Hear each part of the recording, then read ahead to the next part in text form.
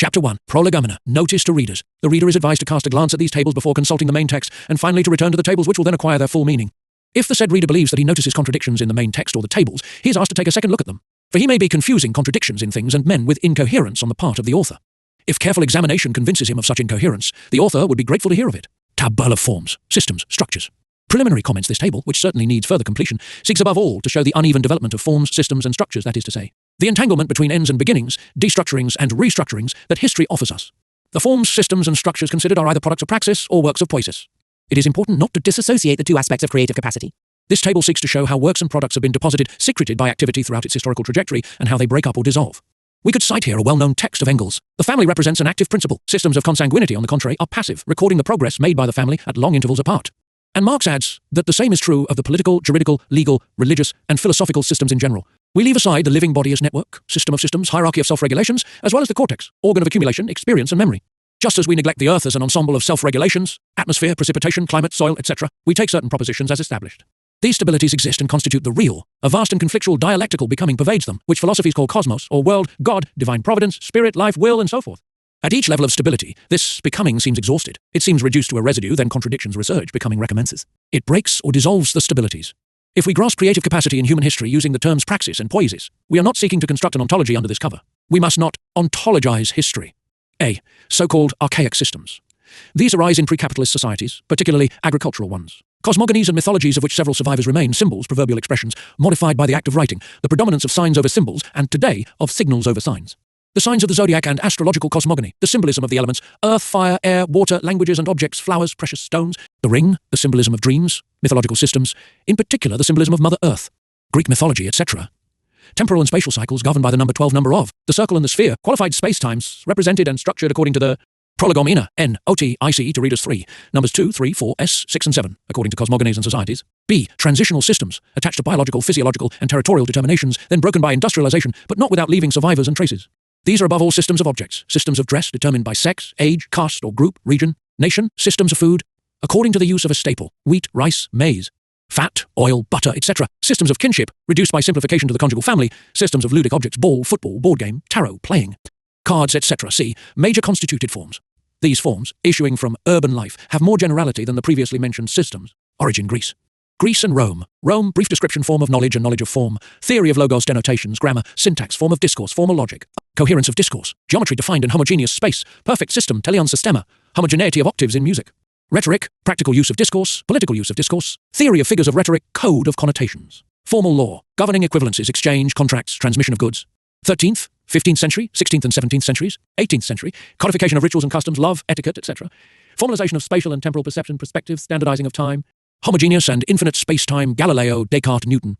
Developed tonal system, Rameau. Combinatory conception of intelligence, Leibniz, Condillac, etc. Civil code, promulgated at the start of the 19th century, following earlier development with various interpretations of the law. Generalized rules of exchange of goods and fair contracts based on the equivalence of goods and properties. D. Ruptures, dissolutions, destructurings in Europe Renaissance, 15th to 19th century, 17th and 18th centuries, 19th century, 19th century, systematization of the dominant theology. The peasant community, the extended patriarchal family, lineage and household, with its system of kinship, cousinage, neighborage. Formal logic, attacked by dialectical thought, made flexible by the findings of science. Dogmatic and systematic philosophy, critiqued by Karl Marx of the Hegelian system, the teleon systema of philosophy. End of 19th to early 20th century competitive capitalism, with its blind and spontaneous self-regulations under the double pressure of monopolies and the working class. End of 19th to early 201 H century language, logos fetishized and corroded, attacked by the image, etc. Around 1910 classical perspective reference to the horizon line, tonal system reference to the tonic, absolute space-time reference to Euclidean dimensions. The circular clock, system of nature, reference to mechanics, vital spontaneity, real and solid perception. Art, fetishized, and in the process of dissolution like language, process of destruction and self-destruction, Dadaism, surrealism, shift from signs to signals. 20th century. Objects, clothing, furniture, food and situations, trades, functions and roles. 1945 collapse of philosophico-political systematization on a biological basis, racism, or territorial basis, fascism. 1953-6. Collapse of philosophico-political systematization on a class basis, socialism as constituting a completely autonomous system in full development, and the capitalist system another system in full degeneration. Second half of 20th century virtual or complete explosion of the city, possible explosion of the planet, perspective of the nuclear death of the earth. E. New constitutions. 20th century everydayness, functionalized and structured in the disassociation of work and habitat, private life and leisure. The world of the image, audiovisual. The world made spectacle. The car, with its demands, pilot object in the world of objects, prestige, destruction of cities, with its codification, the highway code, perfect system of the modern age. Technicality, technological objects and its social-based techno-bureaucracy, the system of survival as system. Praxis, preliminary comments. The Greek word praxis was reintroduced by Marx to avoid the confusions of the current word practice. It did not avoid contamination. Today, praxis encompasses several different meanings. It can denote any social activity, and thus human activity, including technology, poiesis, and also theoretical knowledge. It can also be contrasted with pure theory and knowledge, or that which claims to be so, which then brings praxis close to practice in the current sense. Finally, it can denote specifically social activity, that is to say, relationships between human beings, distinguished by legitimate abstraction from relations with nature and matter, technology and poiesis. It is the final meaning that we are seeking to discern and define. Is this not also the sense of the word in Greek? Pragmata are affairs in general, things treated or managed by human beings in their active relations. We shall develop the thesis of a multiplicity of possible analyses of praxis. The analysis of the Greek thinkers' determinism, chance, will, does not seem to us incompatible with the distinction between the dominated and non-dominated sectors even in history, nor with the difference between repetitive praxis and revolutionary praxis. The point of view of growth, technological, economic, and that of social development, are complementary. The concept of praxis denotes this as determined and yet open onto the possible, as inexhaustible in the face of analysis. This concept also denotes praxis as site and origin of concepts. Praxis in the precise sense would then be the human real, on condition that it is separated neither from history and historical tendencies nor from the possible. All praxis is situated in a history. It is a creator of history. Total history would thus be a history of praxis. It would tend at the extreme towards complete knowledge of human development. We shall simply give here a few stages and moments of it. 1. Division of labour, inequality of labour. Growing split between groups labouring on matter, pastoralists, farmers, artisans, workers, and groups operating on other human groups, warriors, priests, administrators, traders, educators, etc. Inequality of functions and struggle for the relative social surplus product in penury. 2. Exchange and trade in men and trade in goods, money, market, and language. The generalization of the commodity and logical rationality, social use of the concept, free from powers to power, de pouvoir au pouvoir, from social functions to the state of functionaries, notables, chiefs, and kings. The political and the statal l'étatique, the political use of discourse as a means of action. 4 classes and their struggles as major groups independent of territoriality. Challenges and combats of groups and classes. Tactics and strategies, the instruments of combat including ideologies. 5. From logical rationality to analytical rationality and dialectical reason. The grasping of society as a whole in social labour, at the moment of its advancement as concept and revolutionary reality, in the state at the moment when, at its apogee, its withering away is glimpsed. Constitution and consolidation of everydayness, which presupposes the extreme division of labour, corresponding to a praxis of analytical reason, functionalization and general functionarization, etc. Ambiguities of the everyday. 7. Technological and bureaucratic praxis. Society as a network of self. Regulation. Poiesis. We use this term for human activity insofar as it appropriates nature, physis, around and within the human being, his own nature, sense, sentience, and the sensorial needs and desires, etc. Poiesis is thus the creator of works oeuvres. It includes foundations and decisions with consequences that are unlimited despite being sometimes unperceived for long periods. Not all creation is poiesis, but all poiesis is creation. The word poetry restricts the meaning of the term. A further remark, technology and technological invention will remain for us outside the field of poiesis. If it is true that technologies master nature, the outside world, if they are therefore necessary, they do not suffice for the appropriation by human beings of their own nature. A distinction essential for determining the limits of technology and modernity and for correctly defining technological alienation and political participations, including sites of gathering, monuments gathering masses around them, ceremonies, processions, excitement, or rather catharsis obtained in the course of a gathering, etc. The Greek polis, foundation of the agora, site of free assembly, the Roman urbs, foundation of the forum, an assembly marked by prohibitions. S, the Platonic idea of absolute love, the unique love of one single being for another in 13th century Western Europe, the medieval city and the project of accumulation of objects, goods, wealth, technologies, and knowledge. A process of accumulation gradually extending into the constitution of capital. 7. The foundation of ethnic groups, people and nationalities, large. Groups attached to a territory, to the possession of this territory, to fashions of clothing, food, etc. 8. The proposition of the total man overcoming the division of labour, Fourier. 9. The unity of negations to constitute the new totality, Marx, the working class, as bearing within it radical negativity. 10. Psychoanalysis, as projecting a new catharsis founded on a transparency of individual consciousnesses, a direct communication between equal human beings, without involving magical operations. Means of prestige and influence, opaque symbols and concepts with hidden implications, thus including an elucidation of conflicts. 11. The decision to change everyday life, the program of taking up, moments or residues, art ceasing to be an end in itself, or a specialized and autonomized activity, to become a means for transforming the everyday and an instrument of real life. Thus constitution of total, worldwide, planetary man, restitution of the completed moments into their preeminent reality and force. Creation of new moments, or, if you'd like to put it this way, new situations. Declaration of war on the cyberanthrope as parody of total man, constituting a single and indivisible poetic act which should then. 2. On C. Actualité Fourier, colloque d'Ax et sinon sous direction de Henri Lefebvre, Paris, Anthropos, 1975. 3N. This is Lefebvre's term for technocrats, understood as a human in symbiotic relation with a machine, or a system. It is explored most fully in his book Vers le cyberanthrope, Contre les technocrates, Paris, Denoël Gontier, 1971. Be integrated into praxis with consequences. The elucidation of practical. Mimesis, preliminary commentary. The concept of mimesis does not coincide with that of imitation. Mimesis is not a psychic fact, but a sociological one, enveloping the psychic but overflowing it. In this sense, mimesis can be defined as an aspect or level of praxis. But it needs to be founded, created. Standing between repetition and overturning revolutionary invention, it has a relationship to poiesis. It is the mixed notion par excellence, or the notion of the mixed, mean, intermediate, mediator, middle, along with language as such, or rather discourse. We ascribe to mimesis all activity that proceeds according to a form, and that, moreover, adds to its form. It depends then on an initial grasp, perception, or intuition of the form. Subsequently, it conforms to a greater or lesser extent. It may well give rise to a formalism that can distort the use and function of the form. It can also give rise to a conformism, apogee, and paroxysm of mimesis. Contrary to widespread illusions, individualism in no way excludes mimeticism and the mimic as aspects of mimesis. On the contrary, in the human sand, each grain imitates the other grains, believing itself to be alone and separate. The form that mimesis follows may be logical, juridical, ceremonial, gestural, ritual. Mimesis, therefore, is not reducible to imitative repetition. It is inherent to educability, that is to say, to the relationship of teacher, maitre, and pedagogue with disciple and pupil, the relationship of parents and children. It makes possible exemplarity, filiation, and affiliation. It is also inherent to the relationship of legislator and citizens, the prince and his subjects, or gods and their worshippers. Fashion is simply a minor aspect of mimesis. Shall we say that it secretes structures, that it deposits systems as concretions along its way? Yes, on condition that we do not separate mimesis from praxis and poiesis, and keep in mind the uneven, obstacle-ridden and conflictual character of becoming.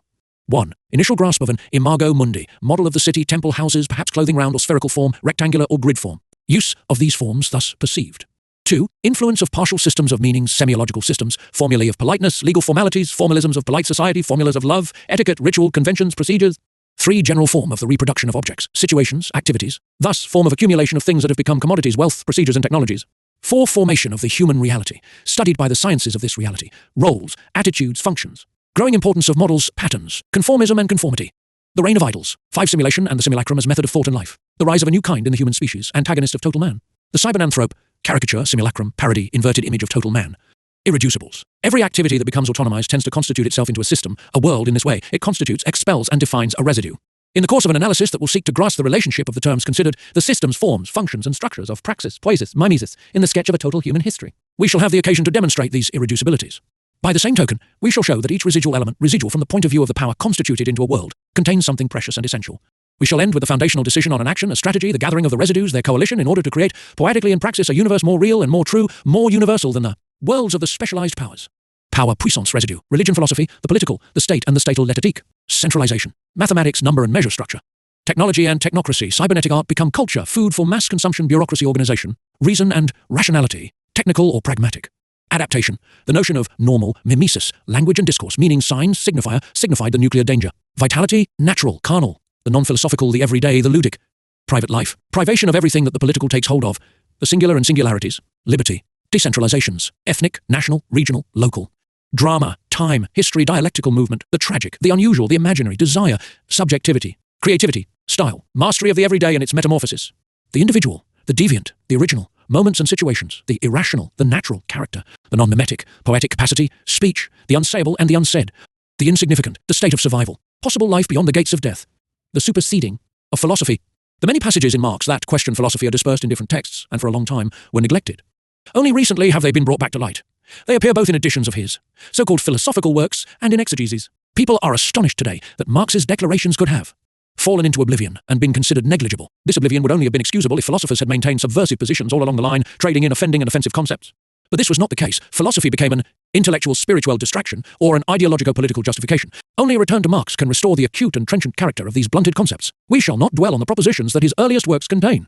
The becoming philosophy of the world is at the same time the becoming world of philosophy. Its realization is at the same time its loss. This formula in the writings appended to Marx's thesis has become well known. Likewise his declarations in The Contribution to the Critique of Hegel's Philosophy of Right to N. Karl Marx, Writings of the Young Marx on Philosophy and Society. Philosophy cannot be made a reality without the suppression of the proletariat, and the proletariat cannot be abolished without philosophy being made a reality. This assertion acquires an unexpected prominence in the present situation, that of philosophy in both the capitalist and socialist countries, that of the working class in different countries. If philosophy is not realized, this is because nowhere has the proletariat genuinely superseded the proletarian condition, although its economic, social and political situation differs greatly from one country to another. The texts of 1844 follow from the earlier ones while adding a deeper meaning. Hegel's encyclopedia, beginning as it does with logic, with pure speculative thought, and ending with absolute knowledge, with the self-conscious. Self-comprehending philosophic or absolute, i.e. superhuman abstract mind, is in its entirety nothing but the display, the self-objectification of the essence of the philosophic mind. And the philosophic mind is nothing but the estranged mind of the world thinking within its self-estrangement, i.e. comprehending itself abstractly. Logic is the currency of spirit. We may express some reservations about this last formula, brilliant but somewhat facile as it is. Marx underestimates formal logic in reducing this to the analogon or speculative homologue of money. Is the analogon not rather to be found in language? It is quite correct, however, that the content of this logic is the pure abstract thing, stability in general. Its reign extends with that of commodity production, with the domination of the privileged form that is exchange value. The philosopher, who is himself an abstract form of estranged man, takes himself as the criterion of the estranged world. The whole history of the alienation process and the whole process of retraction of the alienation is therefore nothing but the history of the production of abstract, i.e. absolute thought. Hegel's standpoint is that of modern political economy. He grasps labour as the essence of man as man's essence, which stands the test. He sees only the positive, not the negative side of labour. Labour is man's coming to be for himself within alienation or as alienated man. The only labour which Hegel knows and recognises is abstractly mental labour. Therefore, that which constitutes the essence of philosophy, the alienation of man who knows himself, or alienated science thinking itself, Hegel grasps as its essence, and in contradistinction to previous philosophy, he is therefore able to combine its separate aspects and present his philosophy as the philosophy. What the other philosophers did, that they grasped separate phases of nature and of human life as phases of self-consciousness, namely of abstract self-consciousness, is known to Hegel as the doings of philosophy. Here we discover another notion that has been left in shadow. Philosophers, according to Marx, knew and recognized within alienation moments of human life and activity.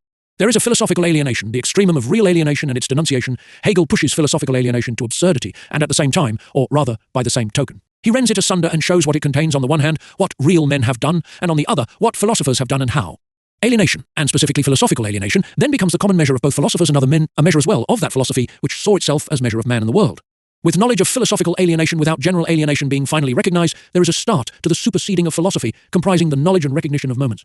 Here we see how consistent naturalism or humanism is distinct from both idealism and materialism, and constitutes at the same time the unifying truth of both. We see also how only naturalism is capable of comprehending the action of universal history. In order to conceive the production of man by his activity to attain total history, it is necessary to start from being and nature the primary moments. It is necessary to attain its successive moments in their formation, divided and organized labor, logical discourse, knowledge, mastery over nature. There are moments of the historical movement that are not singular historical events, religion, art, labor, law, morality, family, civil society, state. In their actual existence, this mobile nature of theirs is hidden. It appears and is made manifest only in thought, in philosophy. Hence, my true human existence is my existence in philosophy. In order for praxis and consciousness, taken in the succession of their historical moments, to appear according to their truth, it is necessary, first of all, to cast aside this illusion, philosophical existence, taken to its culmination by Hegel, and so perfectly expressed that it becomes intolerable. It is necessary then to redeem and deploy the moments that it contains. The man estranged from himself is also the thinker estranged from his essence, that is, from the natural and human essence. His thoughts are fixed mental forms dwelling outside nature and man. Hegel in his logic has locked up all these fixed mental forms, fix and Geisterl. Here we are in a position to make explicit the moments of philosophy, those that it has revealed and recognized, those that it has traversed, the fixed mental forms laconically indicated by Marx, who did not develop his thought on this important point. The term moment has a double meaning. It denotes both periods, epochs in time, and elements in the content of representation. This double determination of the moment in becoming and in actuality will form the subject of our reflections. We shall return to it at length. For the moment, we focus on the conclusions of the critical analysis that Marx inaugurated. Marx and Marxism fundamentally criticize philosophy, that is, system speculative thought, ontology, metaphysics, systematized conception of the world and being. Philosophy as such is classed among ideologies, even if, in a specific sense, not aligning it either with vulgar and banal representations or with the principles of law, aesthetic efforts and works, and so forth. Marxist critique starts with an examination of the Hegelian system viewed as the apogee of philosophy. Marxism does not criticize philosophy in the manner of positivism and scientism. It does not abolish it in the manner of an error of the spirit in an epoch that today is in the past. Despite speculative abstraction, philosophy was never completely external to praxis, if only in its struggles against religion and its conflicts with the state of the ruling classes, even though it developed in a relationship with religion and the state. The first and final aims that philosophers fixed for knowledge and action, which were liberty, justice, truth, the good, enjoyment and fullness of human beings. The advent of true, authentic relations among men by the full and reciprocal recognition of their free consciousness. These aims are acceptable. They are the aims of revolutionary action. Neither philosophy nor philosophers can attain them by the forces of theory of spirit. Only the action of the proletariat in the course of an effective, practical and theoretical critique of the existing society makes it possible to bring them to life and realize social truth. Philosophy and its history therefore have an importance that is hard to overestimate, even though they do not coincide, as Hegel thought, with the history of being and knowing. This does not make the critique of philosophy any less radical, that is, penetrating to the roots. The works of Marx's youth, which have too often been taken, and are still taken as philosophical works, contain precisely this radical critique. Philosophy must be superseded. It realizes itself by superseding itself, and abolishes itself by realizing itself. The becoming philosophy of the world gives way to the becoming world of philosophy, revolutionary realization and superseding of philosophy as such. Each philosophical notion, inasmuch as it enters into the real into praxis, becomes world, it is accomplished. Inasmuch as it is accomplished, every philosophy is superseded. And philosophy as a whole, as a system entering into the world, has to be superseded. One might say, in a rather crude fashion, that the philosophers discovered and developed Homo sapiens, but ignored Homo faber. Marx discovered Homo faber and determined his implications and demands. For him, Homo faber did not cease to be sapiens. On the contrary, he accomplishes, by superseding man, one-sidedly defined as sapiens. In the second place, there was a historical connection between that state and philosophy, a connection that the Hegelian system illuminates by revealing its contradictions. The state develops towards an ideologico-juridico-politico systematization. It tends towards a practical system that seeks to be complete and without fissure. Philosophy developed towards the perfect theoretical system. Despite their conflicts, despite the attacks of philosophical reason against the principle of authority and raison d'etat, philosophy and the state underwent a comparable development that culminated in Hegelianism, a perfected philosophical system and a complete political philosophy, justification of the modern state. The shattering of the Hegelian system, accordingly, signified both that of philosophy as a theoretical system and that of the state as a practical system. On the one hand, philosophical representations manifest their abstraction, their one-sidedness. On the other hand, political representations, that is. Realities represented politically, these representations, being entrusted to specialized groups, equally display their abstract and one-sided character, fixed and consecrated in the state. The state is not content to essay action, the one-sidedness and mutilations of the human beings who compose it, and whom it fixes in their narrow and limited conditions. To this alienation in civil society, it adds specifically political alienation, the duplication between the real and its representation, between concrete activities and the deceptive perspectives that the representations reveal above the practical, fragmented, narrow, stifling reality. The radical critique of philosophy, which brings its social and practical truth, is therefore bound up with a radical critique of the state. The state has to wither away in order for philosophy to be realized and its objectives attained in praxis, starting with liberty and totality, total man. The revolutionary proletariat needs to organize itself as the ruling class. It has to break the existing state so as to be able to change the existing society that this state consecrates and consolidates. It therefore has to constitute its own state, that of the dictatorship of the proletariat. This state, Marx asserted and Lenin after him, must wither away, and immediately so. The proletariat in power only needs a state that is withering away. Dictatorship of the proletariat, the power of the majority over a tiny minority, the representative and active elements of the previously ruling class. A deepened and realized democracy, withering away of the state, these go together in the thought and historical perspectives of Marx and Lenin. If the proletarian and socialist revolution follows the course proclaimed by Marx and accomplishes a total transformation of society, that is, going towards a concrete totality, freed from the contradictions and limits of bourgeois society, then the state withers away and philosophy is superseded by realizing itself. There are concrete simultaneous realizations of the formal aims of philosophy, freedom, truth, good, etc., and of the formal representations of the modern political state, liberty, equality, fraternity, justice, and so forth. The proletariat, putting an end to a dispersed and contradictory totality, resolving contradictions, superseding one-sidednesses, abstractions, and representations, bound up with these contradictions, creates a new totality. Independent speculative philosophy loses its conditions of existence and gives way to the study of actual praxis, as well as to the transparent, non-ideological reflection of revolutionary praxis. If the proletarian revolution does not follow the course proclaimed by Marx, if the proletariat does not temporarily or lastingly show itself capable of accomplishing its historic mission, then the state does not wither away, it continues. Philosophy likewise continues, but it is doomed either to a relatively ineffective critique or to an apology for the existing state. It thus remains at the level of Hegelian systematization or falls back below this to before Hegelianism. Its abstraction is aggravated, it risks becoming empirical, pragmatic, instrumental, an ideology in the service of politics, a dogmatism constituting the abstract knowledge specific to a political bureaucracy, a selection criterion for its institutional cadres, a justification of the state and its apparatus. Only a connection of philosophy with the state and the bureaucracy can assure it a certain effectiveness and public honours for the philosopher. With the state remaining instead of withering away, philosophy withers away instead, albeit while perpetuating itself. It regresses to a sociology of knowledge, as well as a political sociology, studying the cultural or state institutions of which it itself forms part. In a situation of this kind, other forms of investigation, starting from a radical critique and aiming to detect or create the authentic, the new, the true, may arise and replace the failing philosophy.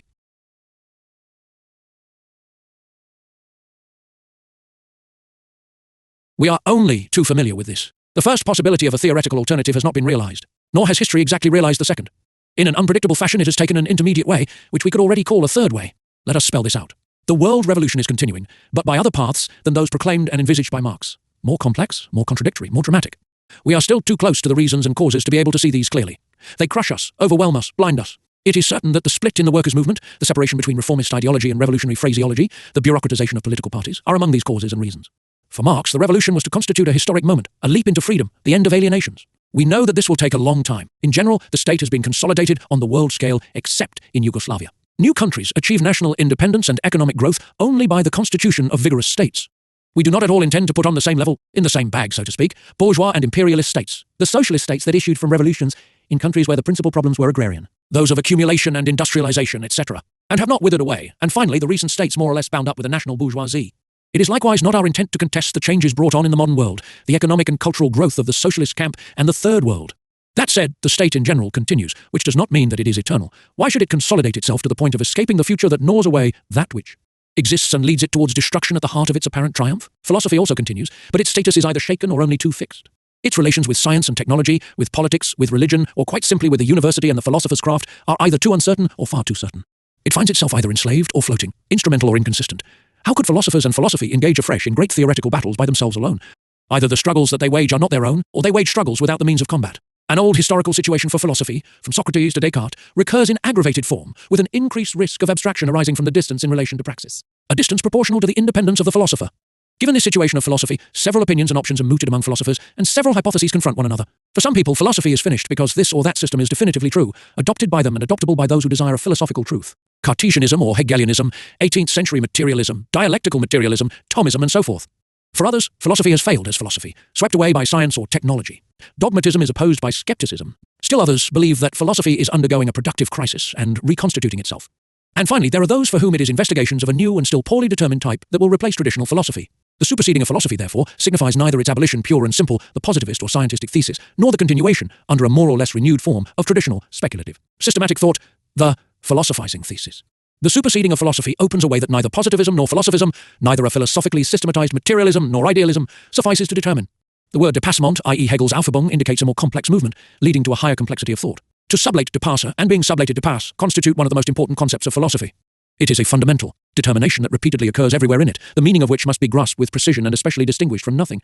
What is sublated does not thereby turn into nothing. Ausheben has a twofold meaning in the language. It equally means to keep, to preserve, and to cause to cease, to put an end to. The term depasse is at the same time something preserved, something that has lost its immediacy but has not been destroyed for that. For speculative thought, it is gratifying to find words that have in themselves a speculative meaning. Something is sublated only in so far as it has entered into unity with its opposite. In this closer determination as something reflected, it may fittingly be called a moment. It is in these terms that Hegel, in the first chapter of The Science of Logic, introduces the concept of depassement, i.e. Aushebung. It is clear that this concept does not have the simplicity, clarity, and distinctness that the habit of Cartesian thought leads us to seek in concepts. At the origin of an essential notion, what is it that we find? A play on words, an untranslatable pun, nothing formal and perhaps nothing that can be formalized in a perfectly coherent discourse. The French depasser is a poor rendering of the German verb ausheben, with its double meaning. It is hard for the concept with this dual determination to make its way into our language. Depasser ausheben means at the same time to abolish and to raise, take to a higher level. The concept denotes an act and the double determination of this act.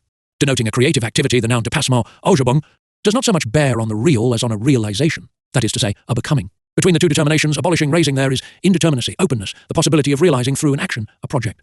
Likewise, the English supersede, but the choice has been made here to use superseding as the... In this sense, depassement denotes a becoming that cannot be adequately formalized or exhausted in a discourse. We would rather say that the concept of depassement indicates what in living, productive, creative activity does not pertain to the concept as such. Why? Because this creative power cannot be completely defined and thus exhausted. It requires both a spontaneity and a project, a natural maturation and a reflected action. As we shall discuss shortly, a praxis and a poiesis. Only speech indicates the way of depassement. Coherent and formally rigorous discourse, the discourse pronounced by writing and for writing, is not enough. Depassement involves a risk, a possibility of defeat at the same time as accomplishment, a promise, a wager if you like, common features of all creative action.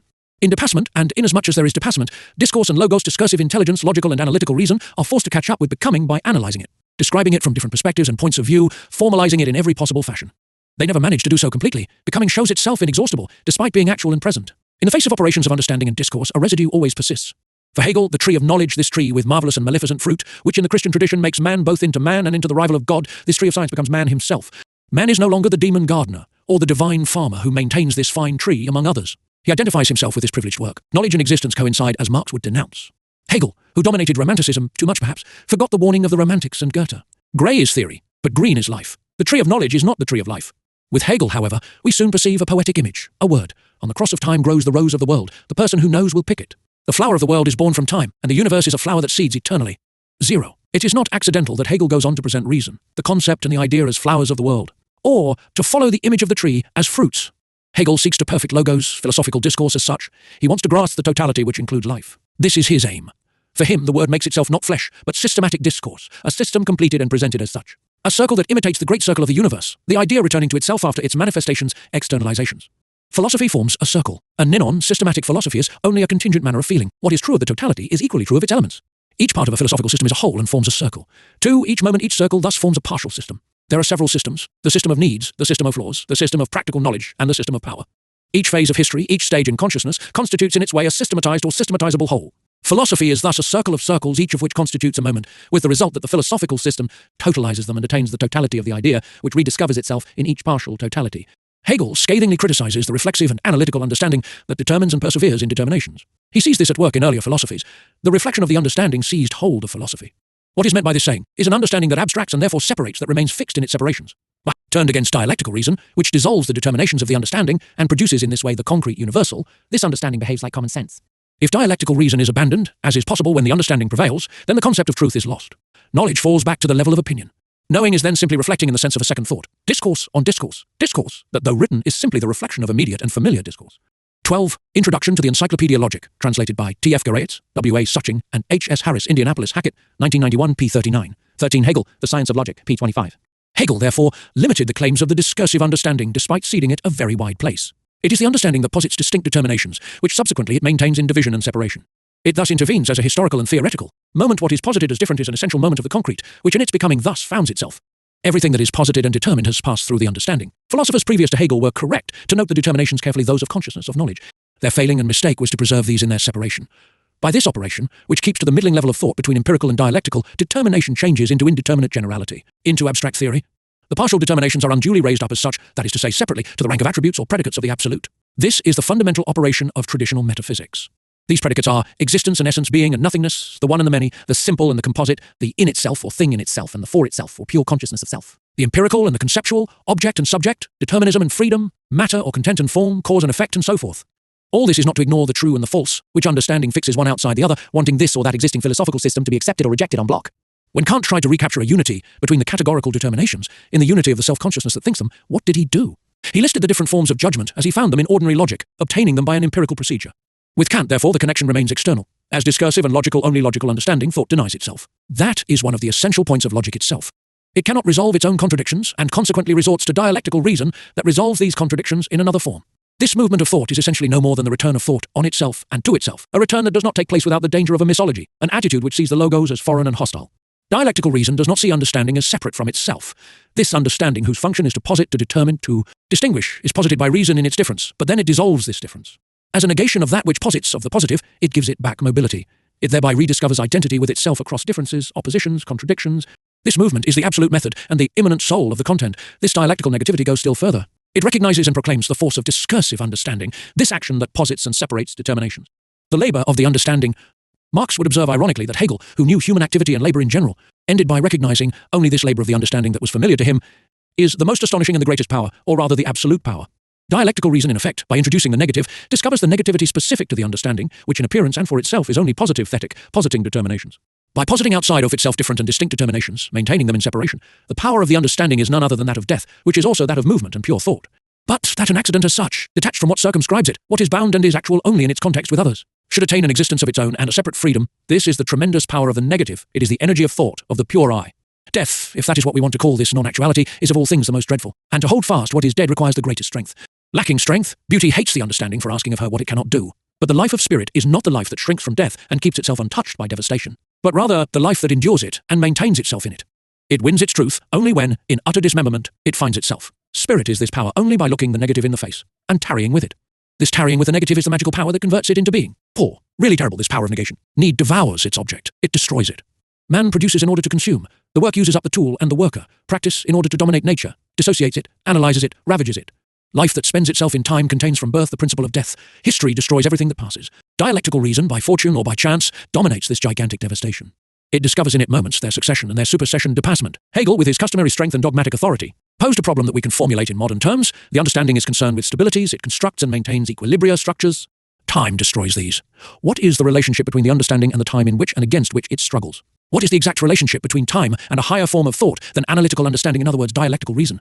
It is remarkable that this understanding, which is surprised to note the complete difference and even contradiction that exists between the way in which it comprehends and employs the categories, and the categories such as they are produced in the idea, does not wonder whether there might be, and indeed are, a different manner of thinking than its own, and that to put oneself in relation with this thought, it is necessary to abandon the old habits of thinking. 5. Hegel's position here is simple and authoritarian. Dialectical reason overcomes and encompasses analytic understanding as the infinite encompasses the finite, movement encompasses rest, concrete determination encompasses abstract determination, and the unity of contradictions encompasses logical identity. That said, Hegel relegates the understanding which he knows is at work in the sciences, in mathematics and formal logic, to the old habits. Hegel's line of argument has many defects, which today we perceive only too readily. Is it an argument at all? It is a decree, a philosophical diktat. The first and most important of its weaknesses is that Hegel does not know and does not want to know that to understanding there corresponds a praxis. Whether cause or effect, or both, this is its foundation. Analytical thought discerns, distinguishes, determines objects. It names them, it contributes to producing them. The understanding and the hand go together, as likewise does the tool. Like the hand and the tool, the understanding separates objects and then stabilizes them. From the day that a man held in his fist a pebble removed from the becoming of nature and hammered into a tool, analytical understanding existed as a potential, with its characteristics of an active abstraction, defined determinations, and concepts fixed in language. Formal logic has a content, stabilities. It is easy for the philosopher to criticize the mathematical method so as to substitute for it his own method, intuition or concept. Hegel was not immune to this, having in mind Spinoza and the Cartesian school, aiming also at mathematics itself as a rival of philosophy in the domination of knowledge. In mathematical knowledge, discovery is an activity extrinsic to the object. The mathematician, instead of starting with the triangle, breaks it up and then reattaches it to other figures, giving birth to construction. This construction imposes itself without necessity. The proof follows a path that aims at an external goal, which, according to Hegel, puts mathematical demonstration as true demonstration, that is, leading to a truth in question. It is easy, therefore, for the philosopher to relegate a method that does not suit him to the old habits, and enjoin all thinking people to repudiate it.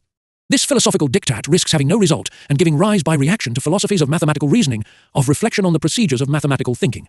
If we look closely, by these reactive shocks the diktat casts discredit on the procedure of speculative philosophy, on its dogmatic decrees. Promulgating knowledge as absolute, it takes up a position external to the real process of knowledge, that of knowledge of the rea, by proceeding in this way. Philosophy as such, and not only philosophical idealism, makes itself into a parasitic excrescence on the tree of knowledge. It abdicates the right and capacity to define knowing. At the same time, it both absolutizes and dissolves it.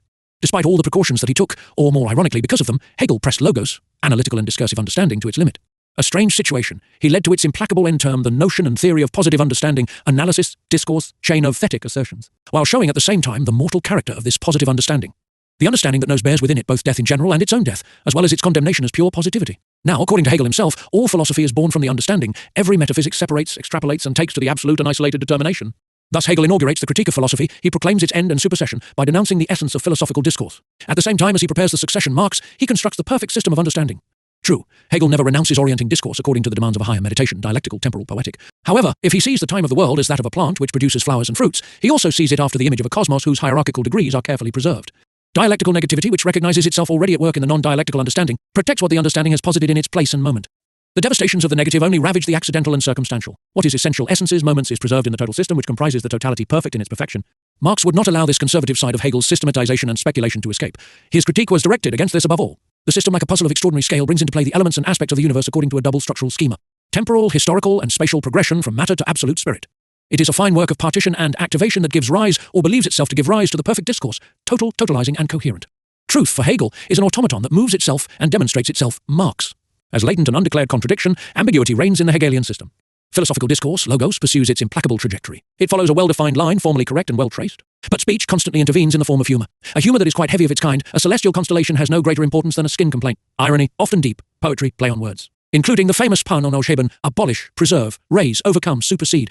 The line constantly trembles and deviates like the straight lines and curves drawn by a great artist which are without beauty when imitated by ruler and compass. This is the charm of Hegelianism, only appreciated by those who have practiced it a great deal. Its images, the rose of the world, the owl of the twilight wisdom of philosophers, the tree that organically produces its branches and its fruits, these images orient its discourse in a kind of beyond of the discourse, superseding it.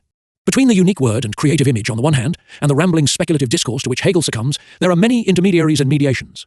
The system, by its own admission, is born from a magical operation that transforms into absolute positivity, accomplished, finished, and perfected. The uncertainty of becoming and the terrible power of death that haunts becoming. It is not that becoming understands itself according to being, but rather that becoming metamorphoses into being, grasped, determinable and determinate metaphysical. By this magic, becoming vanishes and the historical evaporates. By the stroke of a speculative sorcerer's wand, the determinate is lost and fixed, each determination in its place, its degree. Man is born in pain and the seriousness of the negative, but the maieutic is pursued and completed in full certainty and positivity. The modern Socrates has nothing to fear. The system is the total man. After this, having been consumed, real men will have no more to do than contemplate and imitate, as disciples, the portrait of the total man by the master. And yet the system never manages to close. Listen to Hegel, the circle that remains self-enclosed and, like substance, holds its moments together. 7. The moving eternal, however, is a process of completion and disappearance that itself never arrives or disappears. The true is thus the bacchanalian revel in which no member is not drunk, yet because each member collapses as soon as he drops out, the revel is just as much transparent and simple response. 8. The circle, vicious infernal of the system, which closes itself and seeks to enclose us in its magical operation, changes into the dance of the bacchantes and fauns, inspired by Dionysus. At the highest accessible or inaccessible point, rest and movement coincide in identity, with becoming and return to self, like music and light in certain ancient cosmogonies, like creation and repetition. Between the poetic image that projects ahead of itself, in anticipation its element taken in physis and metaphysis, a strange, alienating and alienated relationship is established, but one by which philosophy continues to overflow the philosophical logos and poetic speech to overflow discourse.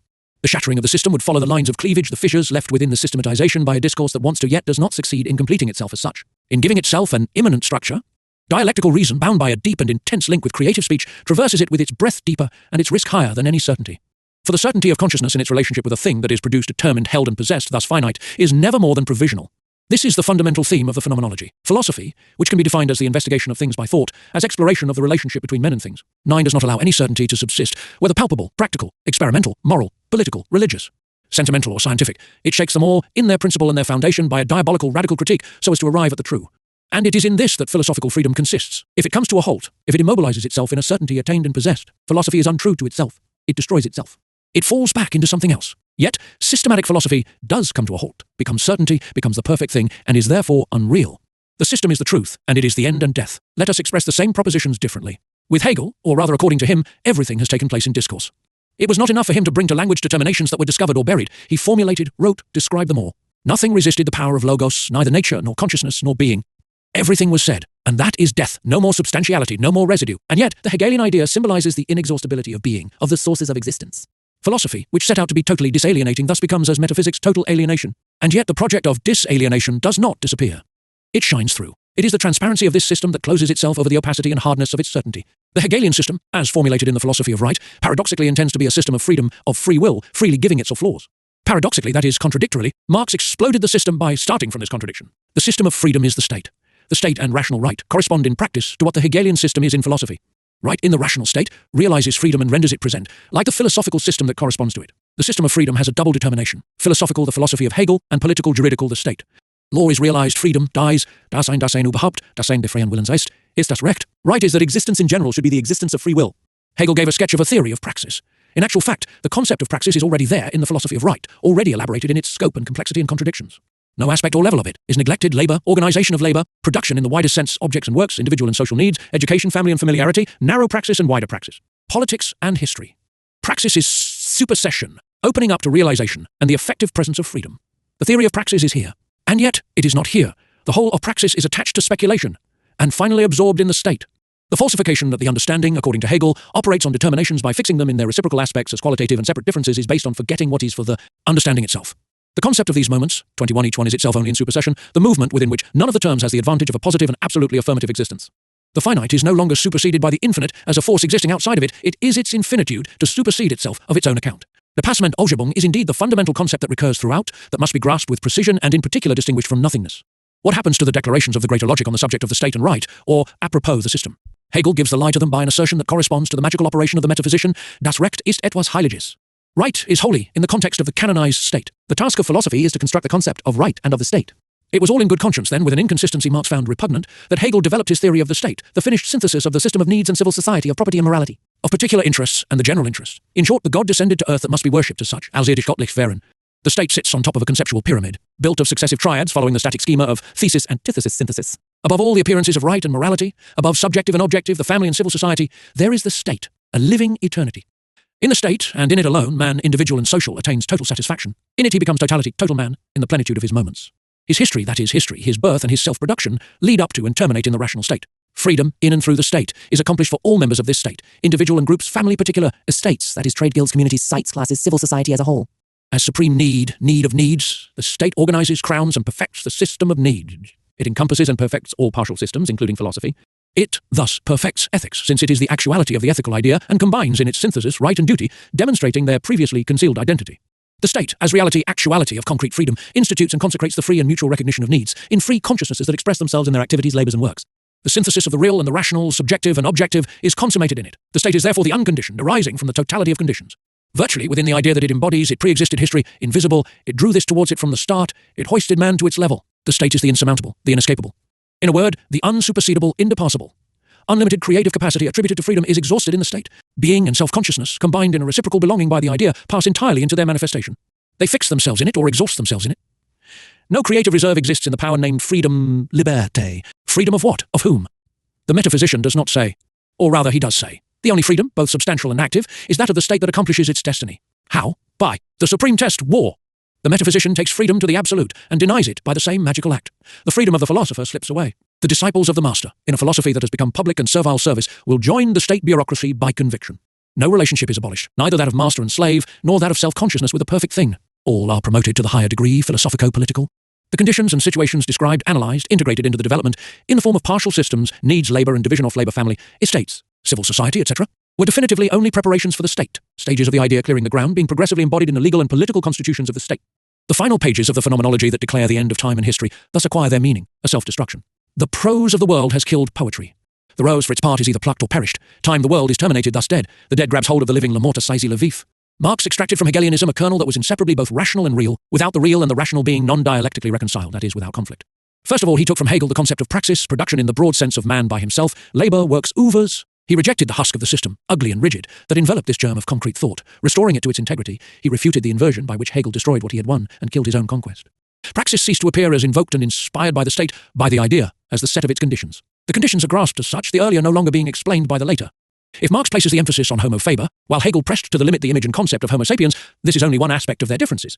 With Marx, time reappears, inexhaustible, and with it unlimited creative capacity in praxis. The rose of the world is not yet born, and the world time will perhaps bear many unexpected flowers. Man, finally free, will pluck these living flowers, and in no way will the dried flower of philosophy or the false flowers presented by religion hide the world's chains. In other words, the creative power present in praxis is no longer fixed by representation and completed in a synthesis. The notion of depassement regains vitality and rigour. It is no longer frozen in the Hegelian synthesis. Becoming no longer falls into the abstract frame of thesis, antithesis, synthesis. When writing his so-called philosophical works, Marx sought to determine, that is, to limit, the import of the philosophical concepts taken from Hegel. He began the critical inventory of the philosophy that in Germany, in German culture, and for reasons specific to Germany played the role of first fiddle. This inventory includes on the one hand recognition of the positive elements, and on the other hand, a radical critique. What does the positive element bequeathed by Hegel consist of? According to us, the notion of praxis. By accepting this, clarifying it, developing it, Marx immediately attacks the divine right theory of the state. Civil society is not an emanation of the idea, destined to serve the state. It is defined by praxis. The state can be defined neither as the crown of civil society nor as its cement. Institutions and constitutions are superstructures. The word is not yet there, but the concept is born there. The middle class is not the universal class. The bureaucracy does not play the essential role in society. It is no more than an excrescence, with its own system, the system of practical knowledge. This real and central system of state society has two aspects, technical competence and bureaucratic ontology, philosophy. A state bureaucracy determines being, that is to say, its being, as it sees fit and wishes it. This system of practical knowledge has greater real importance in the society that Hegel theorizes and that Marx criticizes than the system of needs and the real needs of men. The bureaucracy justifies itself by qualities reserved for bureaucrats. The interest referred to as general becomes state interest, raison d'etat, and interest of the state bureaucracy. The system of practical knowledge, the justification of bureaucratic qualities by and for the bureaucracy, always has the look of a pleonasm and a tautology. Hegel, in his construction of the rational state, simply took the features of the existing state to the absolute. In actual fact, in historical time, the state changes with its preconditions, its practical base in civil society. It will change again. It could even disappear. Genuine. The superst ing of Philosophy 37. Democracy, perfected democracy, presupposes the end of the democratic state itself as power and constraint. It was the French who discovered and proclaimed this historical truth. 26. The state and society therefore must be grasped starting from praxis, and not according to the demands of a philosophical systematization. The exposition of the state, of society, of the corresponding constitutions, becomes knowledge by becoming critique. Moreover, contemporary praxis of society based on industry shows itself open to possibilities, to considerable changes. It is historical, in a double sense, situated in history and creative of history, and thus revolutionary. We should not flinch from emphasizing right away the originality and novelty of the notion of praxis. In order to understand it, we have to abandon certain routines of reflective thought. We are accustomed to thinking that the well-determined is closed and fixed, that what is open is poorly determined. Praxis, however, is both determined and open. It is inexhaustible without, for all that, straying into indeterminacy. Analysis of praxis, whatever its method and aim, must not lose the guiding thread that Hegel passed on to Marx. Society does not exist without men, individuals, groups, classes. It is nothing without their products and their works. It is their work, institutions included. But the works and products of human beings escape them. They tend to acquire an autonomous reality without ever completely managing to do so. Marx conceived with unmatched depth the relationship between man and his works. By the word conceived, I mean the fact of having brought to language and the concept relationships that until then had been real but indistinct in praxis, and having problematized what seemed clear and understood because of being familiar. By man, or human being, social man, I mean the man of praxis grasped as a whole with his contradictions in depth with groups and classes. And by works I include also, but not on a single level or plane, the material products of the hand, tool and machine and the effects of action on human beings, both the results of social acts and those of individual activities, both institutions and culture, both art in general. And the city or the nation. This means, in other words, poiesis, as well as techne and praxis, both that which relates to determinism and fate and that which arises from chance or mischance, or is born from desire and from embryonic freedom. No human reality exists without works, but no works exist without productive human activity. Works are nonetheless the being other of man. He maintains a double relationship with them, alterity, alienation. Marxist investigation, bearing on the relationships between man, social man, the man of praxis and works, cannot be said to be economic, psychological, sociological, or philosophical. Following Hegel in a complete and concrete fashion because of having started from praxis and returned to it, Marx showed the double determination of the relationship between man and his works. He realizes himself in these, and he loses himself in these. Products and works escape him, but tendentially, never completely. Otherwise, these multiple products and works would change into things pure and simple, petrified by losing all ambiguity, all indeterminacy, all flexibility. Philosophy offers a privileged example of this double-sided relationship, realization in alterity, alienation in the abstract thing. Sometimes, to increase the complexity of the movement, what seemed a gain turns out to be a loss, and vice versa. On a historical scale, man realizes himself in certain favorable conditions, sometimes as an individual, sometimes as a group. He loses himself in certain conditions that capitalism exacerbates by the sole fact that in this system the economic becomes determinant, and socio-economic fetishes, the commodity, the market, money, capital, tend to assume an autonomous and automatic operation, constitutive and self-regulating of society, up to a certain point. Under capitalism, consequently, the development of material productivity posits the foundations for a higher realization of the human. At the same time, it bears the loss of the human that risks undermining its preconditions. The realization of the human is accompanied, unevenly but deeply, by an alienation. There is dialectical unity and essential conflict between these two aspects of historicity. The fundamental project, issuing from philosophy but superseding it by definition, would thus be formulated as follows. How to enable man to dominate his own works, to fully appropriate these works that are both nature in him and his own nature. Marx thus raised a lasting, if not permanent question, which is in itself neither economic, sociological, nor political, but encompasses all these determinations and levels. The economic, the sociological, the political as such, as fragmented realities or fragments of reality, each make up a part of the works of social man in praxis. Investigation bears on a totality, broken, fragmentary, contradictory. Besides, it is neither external to the real, nor located above or below what the philosophical method contributes. It bears on the real, the fundamental question, and the corresponding realities are reconsidered according to propositions, possibilities, or impossibilities that are always new. The double determination of the relationship leads to a double critique, that of man and men, individuals and groups by works, and that of works by the human and by men. This double critique itself presupposes a dialectical thought bringing language and the concept to bear on praxis, thus grasping in its unity a fragmentary and contradictory totality. Without this, reflection would not rise above either triviality, commonplace observations and recriminations, or a vicious circle, endless reference of man to works and of works to human beings, considering them simply as relating externally to one another. It is hard for the traditional philosophical method to cross these limits, triviality, circle. It knows how to transform a fatality into a virtue. Triviality passes for realism, vicious circle, round-robin tourniquet, and pleonasm acquire the comfortable guise of a system. Products, works, and human groups therefore play for one another the role of realities analogous to those of nature, to things. They introduce for one another determinism, necessity, chance, fate. That is history. The set of actions and interactions is praxis. In order to grasp praxis, we shall have to introduce concepts posterior to Marx, for example those of tactics and strategy, program or project, decision and choice, and so forth. But we shall also have to reject other modern concepts, those that pertain to pragmatism, the purely and simply operational and, as we shall see, structuralism made into philosophy. By way of Hegel, Marx's thought holds all philosophers within it, the project of man proposed by each, the moment of project proposed by philosophy as a whole. History, for its part, is the natural history of man and the prehistory of his finally human reality. It is the story of his laborious and painful birthing, with its detours and errors, its alienations. The idea of maieutic emerges from philosophy and extends to history as a whole. It acquires a new meaning as a function of the power of man over nature. History itself is a real part of natural history, of nature developing into man. But the animal only produces itself, while man reproduces all nature. We shall emphasize at many points the problematic and not just categorical nature of these propositions, the inexplicit character of the notion of nature that they encompass. The critique of the philosophical system and the state intimately connected shows that abstract spiritualism is simply abstract materialism, and that abstract materialism, philosophical materialism, different from the rehabilitation of the sensible, of the senses and physical nature, is simply the abstract spiritualism of matter. Are not philosophical spiritualism and materialism, each as abstract as one another, the frameworks and categories of bureaucratic reflection? The Marxist superseding of philosophy and of the state, religion, bourgeois right, etc. raises a number of questions. First of all, what exactly did Marx mean by the superseding of philosophy? How can philosophy be superseded in the name of concepts that are incontestably philosophical in origin? And bear the mark of philosophy, that of alienation, even that of praxis. In order to answer this question, it is necessary to reread Marx, bring to light neglected texts and arrange these by inserting them into the development of Marx's thought, something that we have already partly done. Secondly, what is the import of this theory? Is it only the thesis of a certain Karl Marx, a 19th century thinker, who had and still has a certain influence but was mistaken on certain points? In particular on the state and on philosophy, since these two condemned items today flourish more than ever? Has Marx been superseded by Marxism itself, given that there is an official Marxist philosophy and states that pay allegiance to Marxism? Must we accept, in the name of contemporary history, what has happened, the perpetuation of philosophy and the state? Among other things, and even consider as useless and negligible the restitution of Marx's real thought on philosophy and the state? Is this not what is done by many major thinkers, by J.P. Sartre, for example, who think about philosophy as political realists, challenging neither the official Marxist philosophy nor the justifications of the socialist states in terms of Marxism, and instead propose to complete them? Incidentally, if the superseding of philosophy is recognized as a necessary and fundamental theoretical procedure, where does this lead us? Has it already been achieved? Does the word superseding fully contain it, or does it not have wider consequences in the method of thinking and even in action? These lines of questioning demand a double response as far as philosophy and its superseding are concerned. Chapter 3. Philosophy in Crisis. At a level close to the empirical, understanding the word's crisis of philosophy simply implies the desire to see clearly at last into this activity that traditionally has precisely assumed the privileged role of seeing clearly into the human and the world. These words express the intention of casting a beam of clarity onto something that claims to bring light, and yet whose face remains in shadow. They presuppose that this or that philosophy cannot be entirely satisfactory, and that the confrontation between various philosophies leaves zones of shadow between them, behind them, or within them. These words will have no sense for the dogmatic, whether they are materialists or idealists, Marxists, Husserlians, Kantians, Thomists, and so forth. For every dogmatism and for every dogmatist, if there is a crisis, it is that of other people or other philosophies.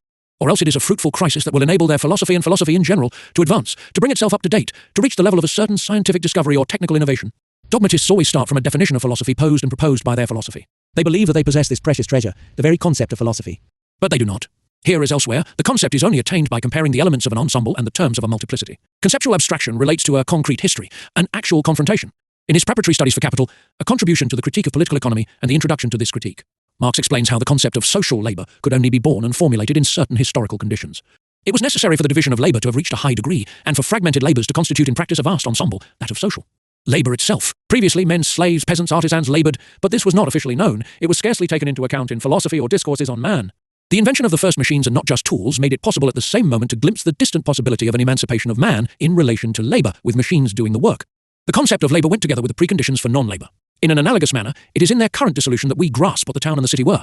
Hegel saw admirably this negative side, destructive and destroyed, of becoming conscious, which is so often taken as positive and only positive. Isn't this how it is with philosophy? That is, with the concept of philosophy? The history of philosophy has drawn all past philosophies from oblivion with ever more refined methods. Alongside the imaginary museum of world and universal art, the perfect discotheque and cinema, we have the imaginary museum of philosophies. Philosophy is entering into culture, even in those countries and universities where it has the greatest difficulty acclimatizing, the Anglo-Saxon countries committed to empiricism and pragmatism. It is conquering the world at a giant's pace. It receives cultural and political support. Made official, it is in power in a large part of the world. The great ideological battles are waged on its ground. Isn't this the moment when its concept is determined and, as a consequence, according to dialectical thought, negated? In Marx's time, only the total revolutionary project, inseparable from the critique of the perfect system, that of Hegel, put philosophy in question. Today, as a global success, an effort towards cultural unity, philosophy has completed itself in its concept. Does it found a single life, a single praxis? Is it not rather a reflection, and thus a justification of existing praxis? Philosophy is no longer content with being a conception of the world. It becomes genuinely worldwide. It also becomes worldly, a centre of cultural radiation. It becomes world as philosophy. It worlds itself mundialize. There is more than ever a philosophical world, not in the Marxist sense of a realization of philosophy, but in the traditional sense in which the world of the philosopher, of each philosopher, is asserted to be sole and true, solely true. Is this not the moment when this world dissolves, when its alienation leaps to the eye, when philosophy puts itself in question? We presuppose a basic lack of satisfaction as far as philosophy is concerned. In the nascent state, empirical and psychological, this dissatisfaction was bound up with the confrontation between several philosophical systems, that is, with the concept of philosophy, without which there is neither a history of philosophy nor a critique of philosophy. Born with the classic and inevitable confrontation of philosophies, the state of unease and discontent built up towards the confrontation between philosophies and practice, between conceptions of the world and the everyday, between the philosophy of socialism and socialist praxis, between Catholic philosophy and the practice of the church and religion, and so forth. We propose here to elucidate the concept of philosophy and the dissatisfaction, nascent or mature, that necessarily accompanies every philosophy. We shall explore this dissatisfaction. Philosophy will be illuminated in its crisis. Nothing reveals an essence more than its dissolution. The defender of philosophy will put forward a preliminary objection here. Philosophy as such is supposed to appear and be judged. Before what tribunal? That of common sense? The philosopher rejects this. For knowledge or philosophical wisdom, common sense is identified with unreason. Several times already, philosophy has appeared before good sense and common sense. Several times it has been condemned. It only emerged in better shape. Philosophy cannot accept the judgment of the non-philosophy that opposes it. The philosopher accepts only the judgment of his peers, after deliberation without a time for a me fixed in advance, and reserving a right of appeal. Philosophy, as such, answers only to itself. Assuming that a sentence condemns it to death, it continues with greater strength. Socrates is immortal. To condemn philosophy is still to philosophize. This preliminary objection disappears in the name of the concept of philosophy itself. This concept envelops that of philosophical need, an educated and cultured need that is not without a double dissatisfaction. For on the one side, we see man imprisoned in the common world of reality and earthly temporality, borne down by need and poverty, hard-pressed by nature, enmeshed in matter, sensuous ends and there. Enjoyment, mastered and carried away by natural impulses and passions. On the other side, he lifts himself to eternal ideas, to the realm of thought and freedom, gives to himself, as will, universal laws and prescriptions, strips the world of its enlivened and flowering reality and dissolves it into abstractions. But for modern culture and its intellect, this discordant Zwiespeltigkeit in life and consciousness involves the demand that such a contradiction be resolved. One aspect of this double dissatisfaction involves, on the one hand, reality such as it is and common sense, and, on the other hand, abstraction as already developed, including ideas already circulating in philosophies. The philosopher rejects common sense because from its origins philosophy challenges the reality that common sense, as robust champion of the real, ratifies and with which it rests content. Dissatisfaction, the principle of philosophical invention, turns sooner or later against philosophical ideas. If the essential thing about philosophical research and its initial act consisted in a challenge to and a judgment of the real, this critique casts a light on philosophy considered real, that is, as entering or having entered into the world. Philosophy is thus summoned before the fundamental demand resulting from the split between the real and the idea. It is impossible for the philosopher to reject this instance and appeal, without already denying himself. On the other hand, pursuing the same metaphor, convocation before this tribunal already contains themes that will lead to condemnation. Philosophy cannot resolve the split from which it starts. It can only explore endlessly and bottomlessly the philosophical need. In fact, it responds to the split with representations born from the division split between the real and the representation. To put it another way, man cannot expect plenitude from philosophy, since philosophy expresses directly or indirectly the dissatisfaction of man and the internal split of his existence. Along the way, we pass from circumstantial symptoms, those of the present crisis, to more serious difficulties, those of philosophy as a whole. Criticism can define these difficulties as aporias, or antinomies of philosophical reason. These aporias are not, it seems, those of speculative reason, but rather those of philosophy as such, including critical philosophy that does not proceed to its endpoint, that is, the critique of philosophy. We are reaching the root fond of the question. Let us not go too quickly. Let us not jump over the linkages and mediations. The slightest error has its consequences. Phi rst aporia, the domain. Either the philosopher and philosophy possess a specific domain, or they do not. If the philosopher has his domain, whether in knowledge, in wisdom, in being, or finally, in the effort to draw from the particular sciences a picture of the universe, this domain is reserved for him. Entry into this domain demands a preliminary procedure, an epoche, a distancing that situates the philosopher outside of everyday life, outside of praxis. This procedure involves ascesis and separation, split. Reflection changes into wanting a philosophy, into the desire to philosophize, into philosophical culture. From this point on, the philosopher is established in his private domain, house, castle, fortress. He is isolated and becomes a private philosopher. His relationship with knowledge, if he wanted to know, or wisdom if he wanted wisdom, is disturbed. He will force his intimate concerns to take the form of philosophical dignity. His knowledge and wisdom will only have a sense within the philosophical world constituted by his retreat. Let us now assume that the philosopher does not possess a private domain, then he falls into the public domain. Philosophy becomes above all a matter of teaching, pedagogy, general culture, or perhaps rhetoric. Anyone can enter it, on condition that they do not bring their own flowers, as in the Garden of Tarbes. Philosophy soon becomes public service, affairs of state. The philosopher and philosophy die after a long period of poverty misera, as they no longer have anything of their own. They perish from cold and hunger. Do we need a long illustration of this antinomy by recalling the opposition between Hegelian philosophy and the thought of Kierkegaard? For Hegel, the philosopher was in the state, part of the state, a servant of the state, an apologist for the state. According to Kierkegaard, philosophy is a private and secret business. In both cases, philosophy perishes. If we want to escape this impasse, that is, the contradiction between private and public, by going beyond it, we have to discover a different form of thought than the philosophical. Second aporia, praxis. The philosopher may grant that there are no specifically philosophical problems, but rather human problems, cultural or social problems.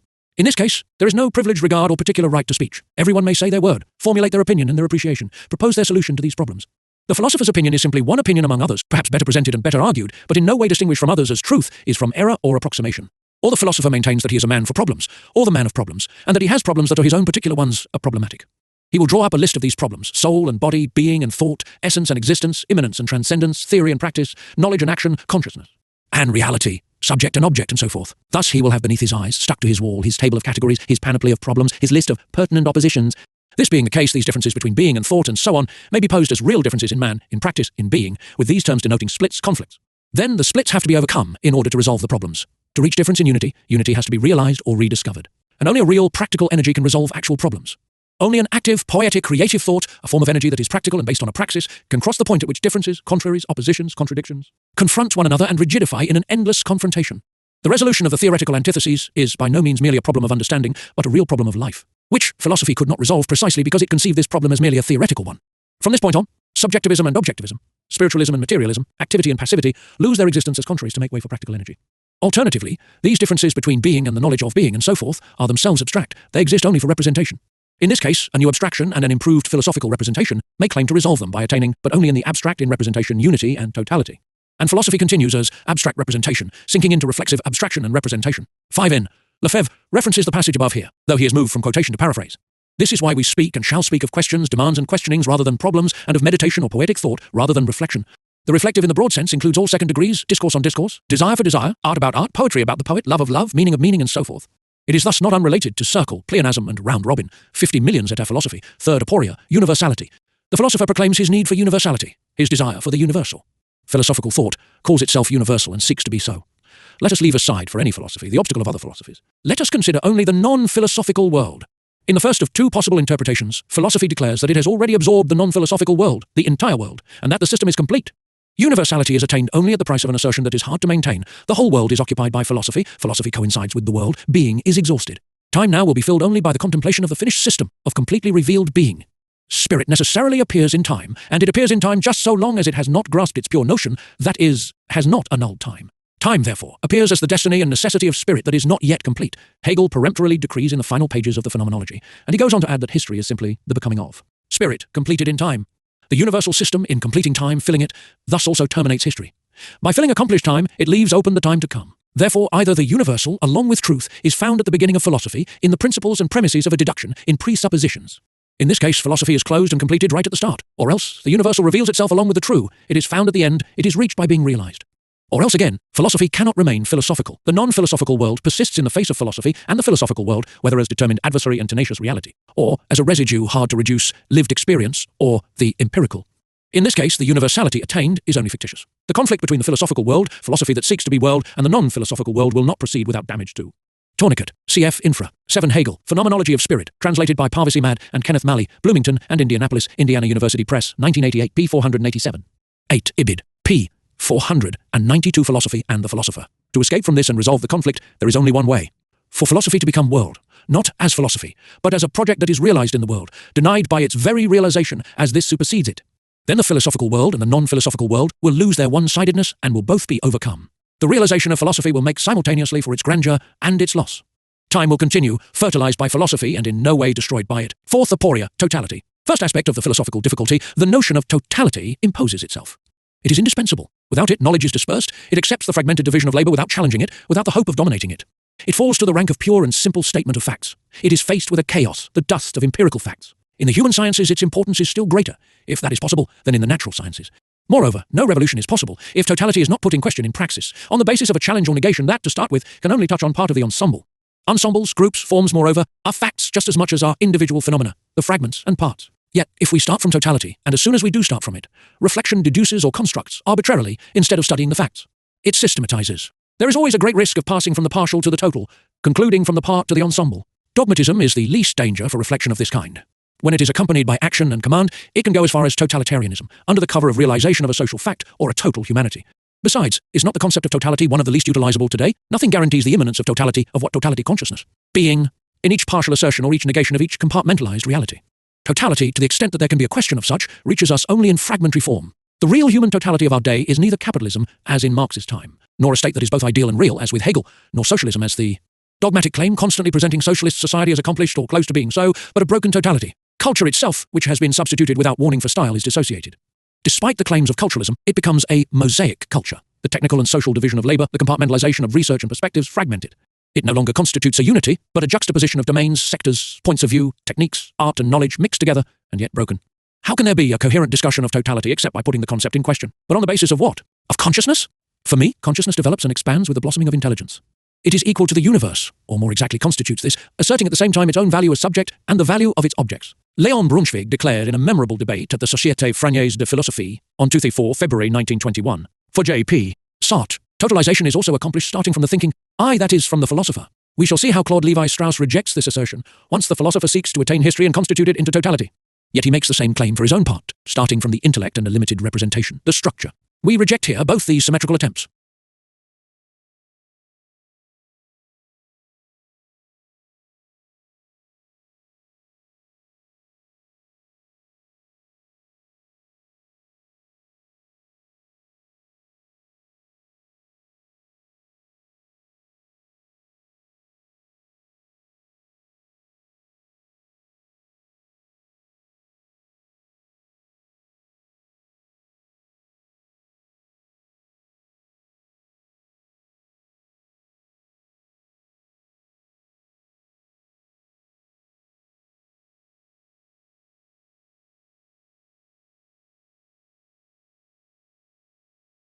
Philosophy seeks to be the totality of human experience or of human knowledge, yet it can no more attain totality than it can universality.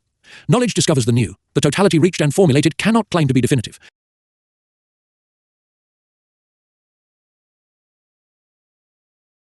Either it denies the creative discovery of the new, or it determines this in a way that destroys it.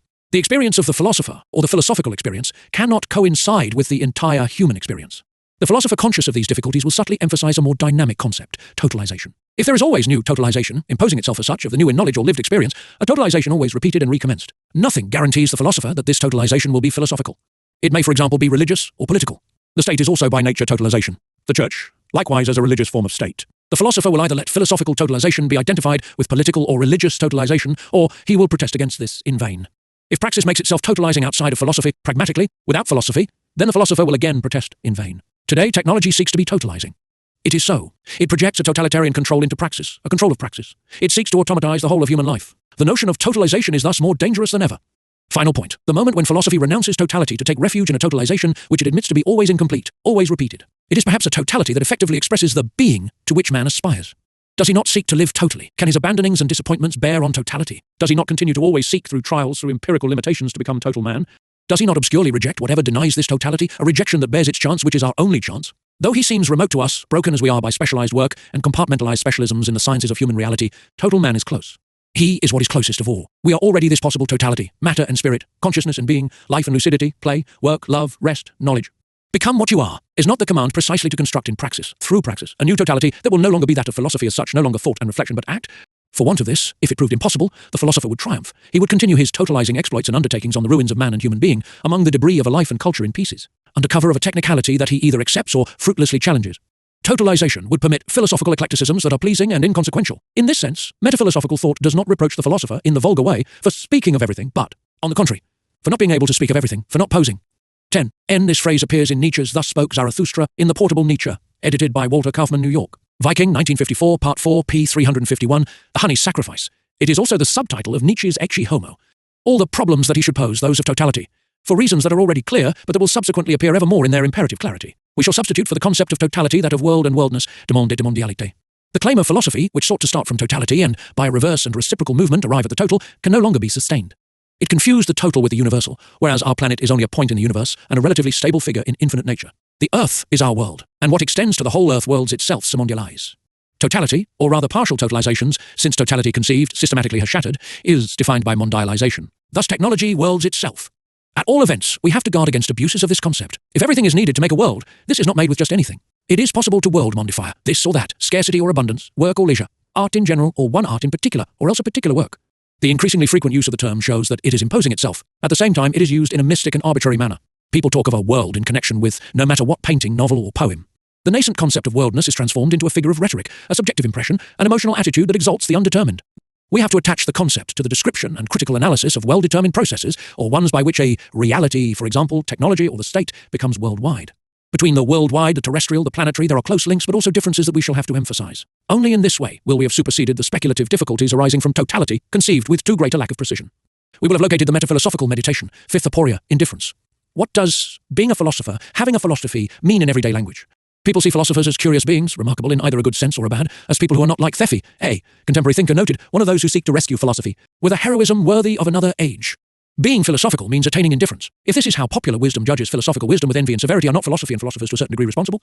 The masses, without having to spell out the meaning of this term, so often abused to exalt or deprecate the reality it denotes, are not always right. It could be that they are not entirely wrong in their spontaneous verdict on philosophy. It could be that the philosopher, even when he does not believe himself indifferent, even when he is far from disinterested, even passionately interested in political problems, remains somewhat indifferent to the masses, who for their part have their problems, those of everyday life, for example, which they perceive and seek to resolve otherwise than by philosophical reflection. Apropos, several philosophers, Spinoza, Schelling and Schopenhauer, for example, critical analysis rapidly detects an oddness about speculation. This posits sooner or later a principle that it calls absolute, substance, causa sui, grund or even ergrund, if not ungrund, in itself, idea, being, and so forth. Such a principle, prior to its manifestations, implications, or consequences, is, as a principle, indifferent to them. Philosophy, from start to finish, swings between two responses to the question, what is being? Its first response is to converge this with human consciousness. It personalizes it, the principle ceases to be posited, and posit itself with indifference to its consequences. It loves. It desires. It is a God that is touched by human fate, but then it falls into finitude, this humanly satisfying principle, one even agreeable and comfortable, the object of various sentiments and sentimentality, bears the human imprint. Philosophy falls into anthropomorphism and magic. In the second response, the principle is posited and posits itself at an infinite distance. Man reaches it only by determining it, that is to say, negatively, by denying it and denying himself. This satisfies contemplative and speculative thought, while its principle becomes inhuman. It is indifference, Gleichgültigkeit, with its attributes of abundant creation, cruelty towards beings cast into existence, waste, absolute play with being and nothingness. Philosophy has never been able to choose, and cannot choose, between the dog as barking animal and the dog as celestial constellation, in the images, symbols, or metaphors invented by Spinoza. It can only hesitate or swing between two poles, magic that brings being closer by evoking it so as to identify with it, and speculative purity that takes its distance and loses it by losing itself. How could the principle posited by the philosopher not react on philosophical consciousness? Here we see it with its hard kernel of indifference, incorruptible but insensible. Those who say indifference do not say innocence. Our project here is not to organize a dialogue, following the guise and mode of dialogues between philosophers and non-philosophers. It is not to vindicate the common opinion against philosophy. It is to supersede this contradiction by showing that what escaped the philosopher and assumes the face of ordinary, everyday man is no less precious. The irreducible residue resulting from the philosophizing attitude, suspension of the everyday, is a deserving object of reflection. Sixth, aporia. In our day, the philosopher likes to proclaim himself defender and spokesperson of subjectivity against the hard objectivism of the sciences and technologies and the impersonality of dogmas. It is all too true that subjectivity has need of defenders to speak for it and protest in its favor. The institutional world works flat out to prune subjectivity and cut off whatever tries to supersede. On one side and another, in one way or another, with very varied techniques, subjectivity is overwhelmed, exploited, utilized, denied. Propaganda, journalism, means of mass communication, all bear down on subjectivity, masking its own exaggerations and its own failure. The reification of a great number of human relations, alienation in objects taken to an extreme, leads to deceptive protest and demand deceptive as it soon forgets that the operations affected on subjectivity from outside. Use subjective means, myths, symbols, images. As a result, by claiming its freedom and right to existence, subjectivity scarcely escapes what affects and alienates it. If it believes itself to be moving in a dimension of its own, or an appropriate one, it loses its way. The image, as deployed in our culture, the image of photography and television, is particularly ambiguous and deceptive. It seems a fact, and it contains dreams and myths, memories and illusions. It seems a given, and it leads into a world of images. It seems objective, and it releases the illusions of subjectivity. This is only pursued and believed to be attained in a world that is itself subjective, reflection of reflections, a pile-up of images. From this point on, it does not constitute itself as a free being. It simply loses itself in the labyrinth of a subjectivized objectivity images and an objective subjectivity alienated and externalized relations. In praxis, defense of subjectivity can no longer take the philosophical form. It has a domain and a precise meaning, defense of the individual against over-organization, productivism, bureaucracy. This defense of the individual can only be conceived in new terms, and no longer in terms of individualism or philosophical prise de conscience. When the philosopher sets himself up as the defender of subjectivity of individual consciousness, the for itself, etc., he puts forward his own subjectivity. That is what he is speaking of, explicitly or not. Philosophy becomes the ego-logy of the philosopher, with his I and his ego constituted by this initial detachment, the philosophizing attitude. Even when he speaks and is not satisfied with just discourse, other people do not recognize themselves in the words of the philosopher. They find in them neither their complaints nor their tumults nor their silences, neither their abstentions nor their acceptances nor their refusals. Philosophical subjectivity does not coincide with human consciousness. It is a subjectivity of its own, a subjective world, that of the philosopher as such, described phenomenologically and constructed to the measure of man. No one understands this rather vain speech, but many believe that they understand it, given that they find themselves in an analogous situation, rather solitary, rather detached, rather overwhelmed by the world outside. The philosophical absence comes to fill by illusion the non-philosophical, yet only too real, impression of absence. 12 cf. Daniel J. Baumstein, The Image, A Guide to Pseudo-Events in America, New York, Vintage, 1992-1961. The result is that, in order to grasp the situation of subjectivity today, with its appeals and aspirations, we have to emerge from philosophy as such, supersede philosophical subjectivity. Regard what is happening and what is not happening within the dark bosom of a consciousness immersed in actual social practice, with its myths, symbols, images, and signs. A sociological study is indispensable, but one that overspills the narrow horizon of specialized science and technology, following the demands of a thought freed from traditional philosophical frameworks. Let us strongly emphasize this point. Defense of subjectivity and individuality is freighted with subjective illusions by recourse to a subjective philosophical absolute in which it is as easy to lose one's way as it is on the side of the object. We have first of all to escape from the abstract dialectic of object-subject, seventh aporia, alienation. Philosophy and the history of philosophy have bequeathed us, among other concepts, that of alienation. In a mystic or metaphysical form, by way of obscure visions or images, failure, fall, dereliction, decadence, etc. The concept of alienation runs through human thought from its origins up to Hegel and Marx. How can we grasp human reality today without this concept? How can we determine it and open it onto the possible? And yet the concept often embarrasses those who wish to use it, and its use is not without its questions. The immoderate, ontological use of the concept of alienation returns either to a mystical vision or to a metaphysical speculation. As with Hegel, for example, where becoming results from the alienation of the idea, where alienation is higher and deeper than contradiction, since it creates it. The concept abandons human reality. It makes it possible to soar over it and deny it ideally by seeing it as only the abstract alienation of an abstract general principle. According to Marx, this abstraction did not prevent Hegel, in his phenomenology and elsewhere, from attaining the human concrete, conditions, situations, dramas. It could be that, after Hegel and Marx, a speculative wielding of alienation no longer has this merit. In a manner both. Contrary and analogous, official Marxist thought, once more become systematic, fallen back into a philosophy of nature, has difficulty accepting the concept of alienation. If we remain on the terrain of philosophy, then either we attempt a philosophy of consciousness, and how would the pure transparency of consciousness alienate itself? It has a relationship with the other, but this relationship is not alienating, or we try a philosophy of nature, and how would there be alienation of nature? Thus, either philosophy as such tends towards a philosophy of alienation, or it tends to eliminate the concept because it is dependent on other principles. As a consequence, we either release this concept from philosophy or return to its abstract use. But what happens if it is released from philosophy, but remains caught in the architecture of systems? We have recently seen alienation become a literary and fashionable theme. In Italy in particular, there are seasons and festivals of alienation, while philosophy that calls itself Marxist accepts this concept only with the greatest reticence, confining it to the history of Marx's thought. There is an abundant and fairly inoffensive literature of alienation in the capitalist countries. Fortunately, some serious and seriously critical work has arisen from this concept. When David Riesman, in The Lonely Crowd, distinguishes between inner-directed and other-directed, he describes man as alienated in present-day capitalism. He makes the concept of alienation an instrument of critical knowledge, if not of action. If we want to understand the situation of women in contemporary society, it is hard to dispense with alienation and not seek where women are in alienation and disalienation. But sociology is hardly enough. Does not the condition and situation of women contain both paradox and confusion, extreme ambiguity and extreme contradiction? Are women not at the same time nature and facticity, the finest creation and the depth of being? To understand this, philosophy is no more sufficient than is sociology or psychology. The study of films, the press, novels, and above all, study of the actual condition of women in everyday life is more interesting than the themes of philosophy. What does this study of alienation lead to? To reforms that are minimal, even if of positive interest, half-time work for women, continuous working day, provision of creches and kindergartens, etc. Or to the project of a radical transformation of the everyday? In these two perspectives, which moreover, in terms of reforms and the revolutionary project, are not mutually exclusive, what role does the concept of alienation play when the question is to envisage a praxis? It leads to the demand for a creation. It does not go further forward. In other words, use of the concept of alienation can only be critical. This critique is either radical or falls back into apology for the status quo. The concept of alienation has its limits. It beats a path, but is not enough to say what lies at the end of the road. Taken in isolation, it does not make it possible to discover solutions to the problems raised by alienating and alienated praxis. It does not supplement poiesis. Taken separately, it risks getting lost in considerations of detail, alienation of women, young people, work, etc., and finding a content and points of application only in the domain of specialized sciences, sociology, psychology, etc. Specialists, moreover, often of positivist inspiration, accept only with reticence a concept taken from philosophy. Wielded without precaution, it can be emptied of content and revert to a speculative use. Taken generally, as access to a total conception, it borders on this speculative use. The question is all the more intricate when we come to alienations of the second degree, no longer just by the thing, but by the gaze at the thing, no longer just by the real, but by the image of the real, no longer by subjective illusions on objectivity, but rather those of subjectivity. The critical use of the concept is all the more urgent, with a parallel increase in precautions, so as to avoid the dupery of a redemption by the concept, that is, by philosophy.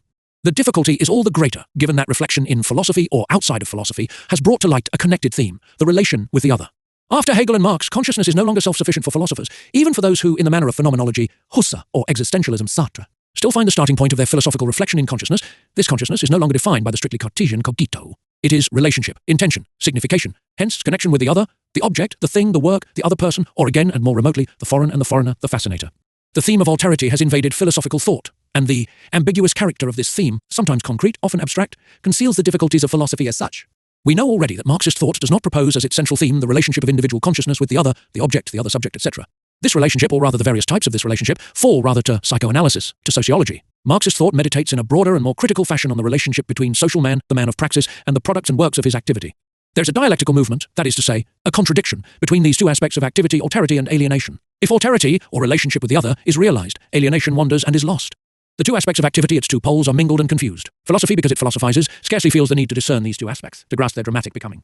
It thus leaves the ground open for the speculative use of the concepts, a ground that is uncertain, but where it feels itself at ease. It should get down to examining in praxis the relationship between men and works, this being other of social man. It prefers to transpose this dramatic and always concrete relationship into speculative relations between the in itself and the for itself, between essence and existence. The alienation quarrel has never been able to illuminate and give rise to reasoned discussions, as it challenges too many acquired attitudes and accepted representations, including the philosophical attitude and the representations made commonplace by philosophy. No one has been interested in enlightening these concepts, neither philosophers nor specialists in the social sciences, who prefer to confine themselves to an acritical positivism. Linked with these difficulties are those arising from the relationship between philosophy and politics. The philosopher has two choices. One is to leave political action, the political state, out of his thought. He refuses to take responsibility for political questions. His thought then no longer conceives and instead lets escape the totality. It distances itself from praxis, suffering all the more from this in proportion as it seeks to be more philosophical.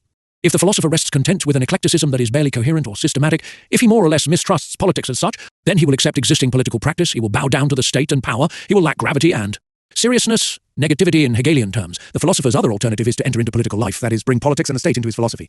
He then must immediately make the painful choice between two paths, neither of which is philosophically satisfying. Will he produce a philosophy of power, given that all state power demands a philosophy? Every bureaucracy seeks a theory of being that justifies it. Will he move towards a system that, by encompassing the state, legitimates raison d'etat and hands it a philosophical certificate of good conduct and good manners?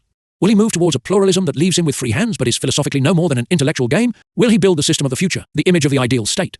The difficulties become destructive when we have a state issuing from a revolution. Up to this point, traditional philosophy and the traditional philosopher could maintain themselves and maintain their freedom. In the sphere of a moderate criticism of the state and politics, as was the case with Allen, his formula of the citizen against powers consecrated the political in the citizen and demanded that political power should be equitable towards citizens. But the victory of a socialist revolution in a barely industrialized country, leading to the strengthening of the state, forces a choice. The philosopher either changes into an executive agent, now that political power has a philosophy, or else he keeps silent as a philosopher. In the first case, philosophy triumphs officially and disappears. In the second, it withers away in the silence and impotence of the philosopher. A third option is scarcely any better: retreat into pure thought. Philosophy then dies of dehydration. Its philosophical alienation is absorbed into the total alienation of both philosopher and man. To escape from this, we have to follow in Marx's line, taking up the concepts of state, politics, and thus political alienation. Political theory must aim at the superseding of politics. On the basis of radical criticism, thought can study political acts and techniques like any other technical activity, connecting them to another modern form of alienation, technological and technocratic alienation. By restoring them into the context of praxis, critical thought can judge them, effectively or not. The question here is a subsidiary one. The revolutionary project rebounds. It takes back its fundamental character to change the world and life. We are no longer in philosophy, but beyond it. Aporia, poetry and poiesis. Philosophy as reflection and systematic elaboration develops an attitude, spelling out an initial position. What lies at the start of philosophy in general, and of every particular philosophy? An intuition, a vision, a concept, or rather an act, a poetic word. Greek philosophy constituted itself as such by separating itself from poetry and the sciences and from praxis. But no separation within creative activity can be complete and make a division. Formerly, before this split, before this division of labour and this specialization, philosophical speech and poetic speech were not distinguished. They remained bound up with praxis, and praxis was dominated by poiesis, by creative speech and act. The poet-philosopher knew the laws of the city. He could decide on them. He was political. Subsequently, praxis, pragmatic action on men, empirical management of human affairs, justified by ideologies, was established and prevailed.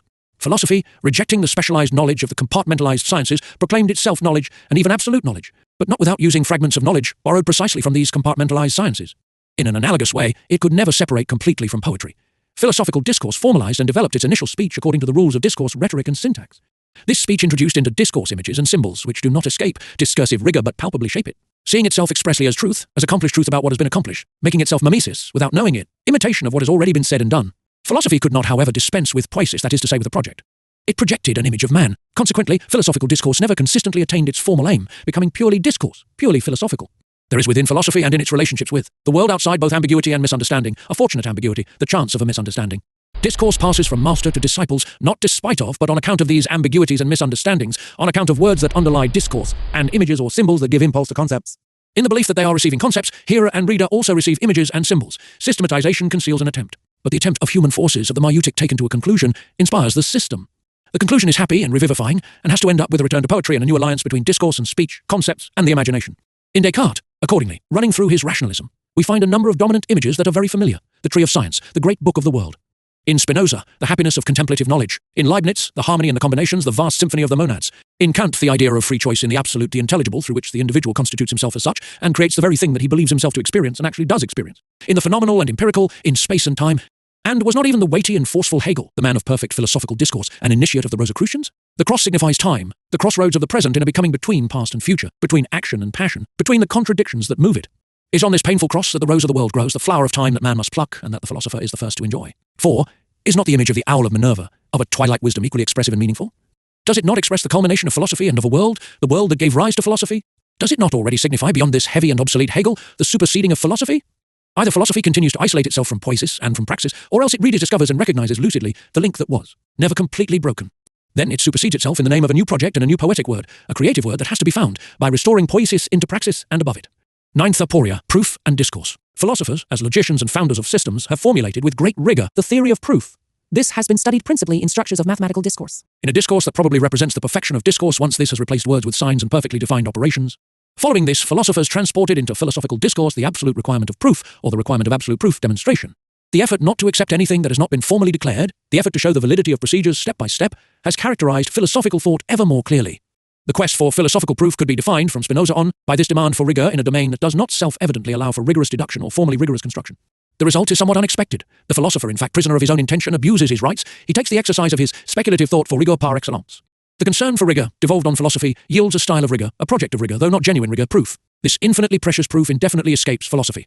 It suffers not only the torment of Sisyphus, always starting again, always climbing the same steep slope, hoisting the materials of the system to the top, but combined with it the torment of Tantalus. Thirst for reality, hunger for proof.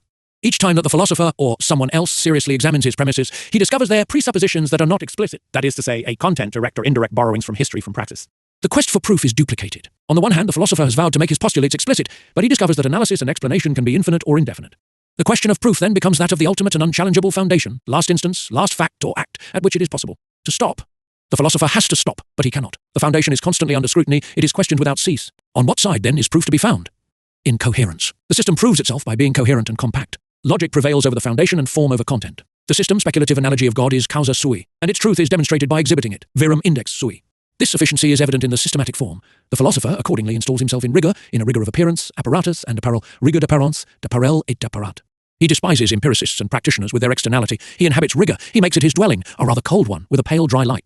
But the power that decrees rigor and establishes itself there can also emerge from it by decree. Anyone who puts this or that in parentheses, this or that in the world, or the world as a whole, keeping only a fragment of it, but keeping it well, and not admitting anything not elucidated on the basis of a will to rigor, finds out sooner or later that he has broken, or has finished breaking, the world as totality.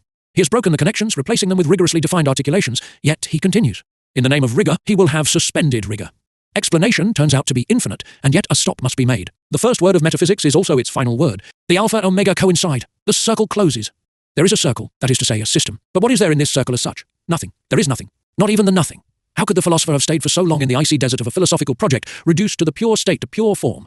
He leaps from moral rigor to postulate without proof, the faith of Jaspers, the mystery of Gabriel Marcel, or even with Husserl, a reprise of the metaphysical problem in transcendental phenomenology. Rigor changes into its opposite, once the philosopher perceives that he can neither provide the proof announced nor suspend an existence that proves itself until its end death. Extreme formal and rational rigor is transformed into absence of rigor in the silence of reason. The philosopher and philosophy may still find a refuge, logos, not this or that specialized language, but language itself. Philosophy proclaims itself logology without smiling or fearing pleonasm. The philosopher becomes a man of language in general, discovering in it the citadel investissement of truth. But he is besieged from all sides. The logician leads the attack, specialist in formal rigor and coherent discourse. He wants a language that is universal, demonstrative, usable by machines, based on a general semantics, axiomatized and formalized after the model of mathematics. The most violent assault is waged by the champions of structuralism, the information and cybernetics theorists. They seek to occupy the sphere of discourse, to expel the other inhabitants, and from this point conduct raids and assaults on the neighboring domains and states. But the philosopher is also attacked by the writer, who wants a genuine tongue and language of his own, irreducible to discourse even at the price of a destruction of discourse, its structures and its laws. Is philosophy to be a kind of meta-language? Yes, inasmuch as the philosopher has his own vocabulary and substitutes his own discourse on discourse for spontaneous discourse. Yes, inasmuch as the philosopher uses metaphor in his own manner, replacing a customary term with other terms, and likewise metonymy, replacing an everyday word with a less current word, moving from the part to the whole. The relative to the absolute, which constitutes a jargon and risks, as we know, establishing a pathological state by making a break and division between elaborate discourse and everyday discourse. And yet no, only the logician, the semanticist and the semiologist can constitute metalanguages, or, if they can manage to, the universal metalanguage. The structuralist and cybernetic offensive is justified from this specialized point of view. against the extension of traditional philosophy. A technocratic positivism or neopositivism can profit from the lacunas in this thought in order to proclaim itself the new philosophy. Classical philosophical discourse sought to be completely meaningful, but philosophers did not see very well that the informational and meaningful exist only in relation to a redundancy.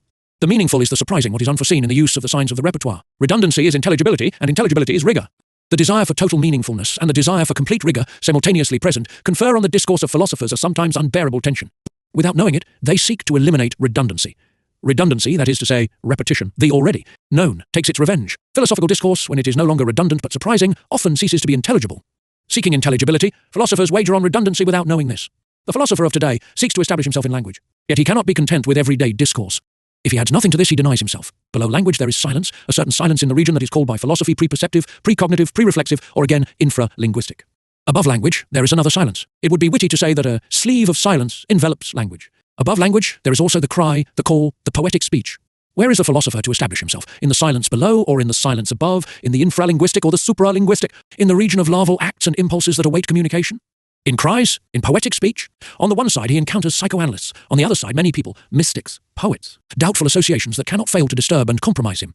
There remains ordinary current language discourse that is non-philosophical by hypothesis, with which, by hypothesis, the philosopher cannot be satisfied. Philosophy then becomes what it has always been, revealing itself in its essence, discourse on discourse, second-degree discourse. The philosopher reflects on first-degree discourse. He reflects it. Perhaps he implicitly operates on the most general model of discourse, the paradigm of reflexive discourse, the quintessence. In praxis, ordinary people speak among themselves as a function of their work, their social activities, they have such and such opinions, doxai. The philosopher reflects on these opinions formulated in everyday discourse. He substitutes for them reflected judgments and ripened concepts, freed from the incoherencies of practical discourse. He seeks out true opinion, which understands and dominates the diversity of empirical opinions and behaviors. He wants coherence. Unfortunately, second-degree discourse on discourse, if it does not constitute a particular terminology and transform itself into jargon, refers to everyday practical discourse as its source. It imitates everyday discourse and aims in this imitation at a total and totally coherent discourse. It is mimesis. Reflection is imitation, and imitation reflects what it imitates. Philosophical discourse as the quintessence of commonplace discourse always risks offering only a weakened image or echo of real discourses after having purged them of some of their contradictions, their incoherencies, and consequently their richness. The mirror does not have all the dimensions of what it reflects, nor does imitation have those of what it imitates. As discourse on discourse, it ceaselessly and endlessly pursues its foundation and its proof. It risks transforming the world of discourse, entirely detached from praxis, into a philosophical truth in which each person says whatever he likes and soliloquizes without for all that meditating in solitude. It is here that a path opened by Heidegger has its point of departure, if all ways of thinking, more or less perceptibly, lead through language in a manner that is extraordinary. If language is more than a means of communication, if it is the dwelling place of being, then can philosophical thought not draw indications for a renewal from a very attentive examination of language? This suggestion is very worthy of consideration, all the more so as Heidegger supports it with admirable studies of logos, aletheia, physis, and so forth, which stimulates us to study in the same fashion praxis technique, mimesis, poiesis, and so forth. Such work shows the point at which living language, caught in total historicity, supersedes the mechanics of discourse, and also overflows the sociologism and historicism that would attribute certain meanings and words, at a certain period, to country people, and certain different meanings to people already gathered in a town, which is not wrong but remains trivial. Language followed these mutations from rural life to the life of the city. Up to a certain point it made them possible. It could not fail to contribute to creative acts, to foundings and foundations either as reason or effect. Yet despite this, Heidegger does not escape the difficulty aporia, if certain human works for. Martin Heidegger, The Question Concerning Technology, in The Question Concerning Technology and Other Essays. Translated by William Lovett, New York, Harper Row, 1977, p. 3. Example, a city, a law, or a constitution are only founded when named and spoken. It is hard to posit in truth that it is words that do things. If truth is poetry and poetry truth, what is their common source?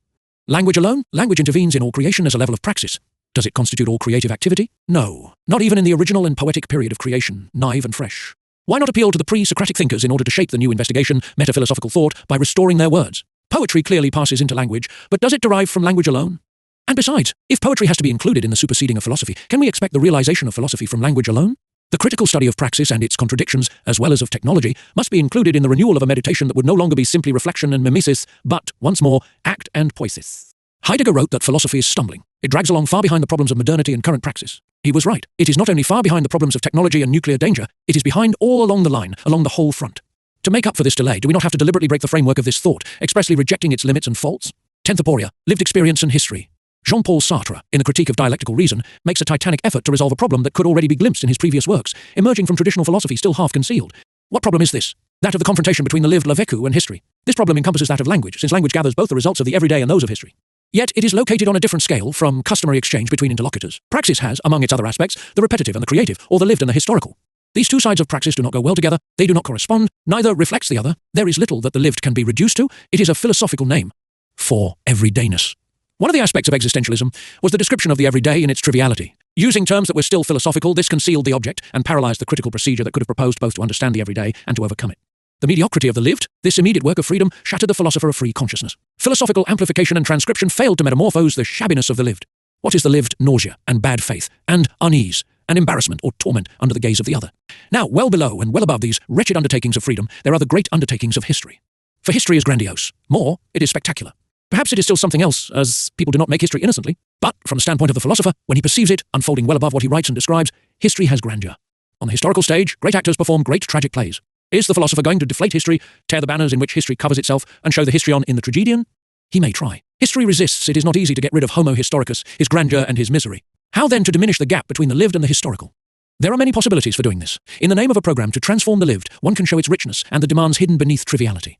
One can also show human alienation within the historical. One can move towards a total history that does not relate events in terms of their apparent grandeur or men in terms of what they have said of themselves, but reconsiders events and men in a different perspective of the undergone. One can posit anew as fundamental demand the reduction of the gap between the everyday and the state, that is to say, between the experienced and the historical. In other words, we can demand that the lived should lose its trivial character separate from the historical, and that the historical should cease to be practically separated from the experienced on account of being dominated by blind forces, by state and political powers. Sartre, however, blocks off these paths because of his philosophical origins. He started out from the Cartesian cogito, from the separation between res cogitans and res extensa, which with him becomes an abyss between the for itself and the in itself, with the in itself taken as being and the for itself as truth, this tremendous fissure being peopled with concrete existences that appear to be philosophically conceived, but are in fact recorded empirically. No doubt Husserl took the same path, Fichte as well. The cogito opens onto the object, onto the other. The intentional seeks to bridge the distance and aim at the object. The method of description of consciousness is perfected. It approaches formal rigor. It classifies assiduously the problematic, the categorical, the thematic. It teaches the philosopher to put this or that in parentheses, the fragments of a world buried in its fragmentation, to the point that Sartre himself for a long while put history in parentheses in being and nothingness. The philosopher knows what describing and spelling out means, yet the speculative relationship between object and subject remains the central theme of this philosophy, which starts from individual consciousness. It forbids itself both access to being natural or social and access to history, the two things moreover being connected, if it is true that history is the history of human being.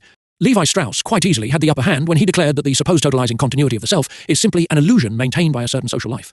Political life too, we may add.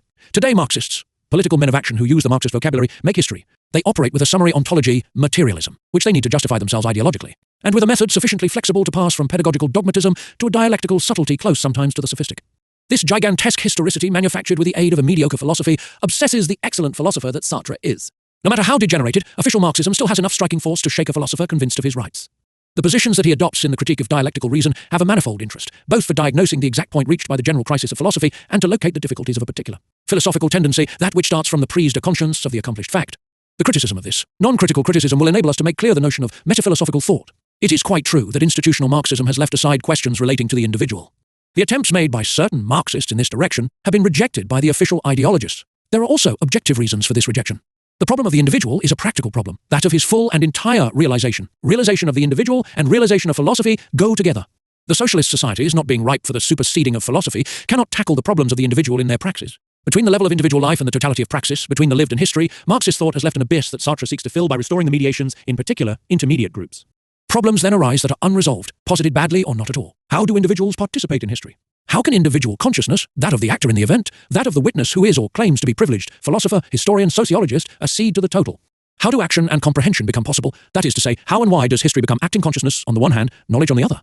This problematic forms part of the requirements of a total history. In his intention to accomplish this program, Sartre contributes intuitions that are sometimes striking.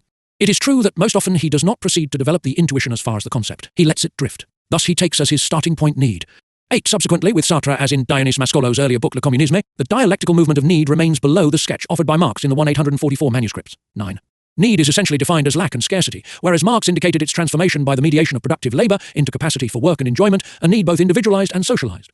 It is no less interesting that Sartre introduces need into his presentation of practical ensembles on the basis of 19n. Dionys Mascolo. Le Communisme, Révolution et Communication aux dialectiques des valeurs et des besoins, Paris, Gallimard, 1953. Individual lived experience, du vécu individual, just as he indicates a dialectical movement of alienation, alienation, disalienation, new alienation in this disalienation, and so on. But the basis, not to say the foundation of this dialectical movement, does not go beyond a certain speculative narrowness, since the text mentioned has to do with the dialectical movement, question, questioner, questioned. In the wake of this, alienation for Sartre is almost always reduced to alterity, to perception of the other. Similarly, again, we have the idea of a presence, and of the possible in the project. The reader may regret that this idea is not developed or actualized in a genuine theory of the possible, at least in Volume 1. This regret presupposes an encounter with a productive idea. On the way, Sartre restores mediations, particularly those of intermediate groups, family, town, gatherings, etc., but he scarcely goes further than interpersonal relations. Is he able to go further? His philosophical concepts, consciousness, for itself, in itself, impede him from what he is seeking, access to the general. Until a new order, he remains with the partial, while believing himself to be heading for the totality. At this level, he explains in an extremely intelligent fashion certain aspects of praxis, those that relate to the most conscious activity and that may be attributed to totalization by a conscious ego, mediations between individuals, between the individual and the historico-social. The mediation privileged in this way then tends to attenuate the contradictions in the dialectical movement itself. Seeking to fill the lacunae left in knowledge by official Marxism, Sartre ends up falling into sociologism and psychologism. The general anthropology to which he wants to make a decisive contribution is not always clearly distinguished from culturalist and structuralist anthropology. We already know why, and we will know this increasingly profoundly. These scientific tendencies have a division in common with the philosophy of Sartre. They separate human activity from nature and so mutilate praxis by reducing it to consciousness or to culture. Already in Sartre's introduction, Questions of Method, the reader notes that the author accepts under the label of Marxism the historical development of this thought. He accepts in this way the historical, but if he examines and criticizes it, he does so in a non-historical fashion, philosophically. Knowing full well that Marxism has changed into dogmatism, Sartre seeks the origin of this dogmatism in the philosophy of Marx, and consequently in a philosophy that he attributes to Marx without investigating any further. The source of this dogmatism lies in the basic problem of dialectical materialism. In setting the dialectic back on its feet, Marx revealed the true contradictions of realism. These contradictions were to be the very substance of knowledge, but they have been concealed by rejecting the Hegelian identity of being, doing and knowing, and consequently of history and truth. Marx, according to Sartre, promulgated a dualist monism. He was dualist because monist. Marx, therefore, only established between being and knowing a problematic connection instead of their metaphysical identity as with Hegel.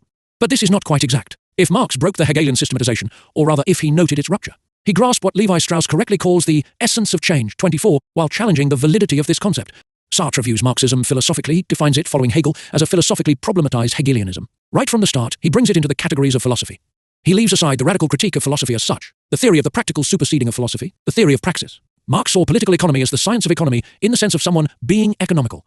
He criticized it while showing its awareness of the division, one that continues to the present day to be spontaneous and non-conscious of labors and of goods in poor societies, dominated by castes and classes who demand abstinence from other groups and sometimes from themselves. Wright Ledroy sanctioned, and still does sanction, this unequal and unjust division. The superseding of economics, that is to say the end of penury, will go.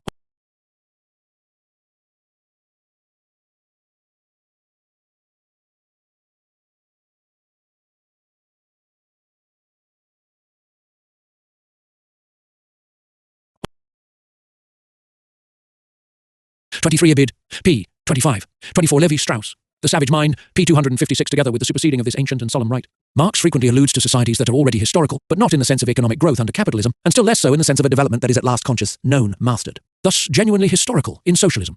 He did not develop his theory, particularly that of the Asiatic mode of production, but he clearly showed its scope.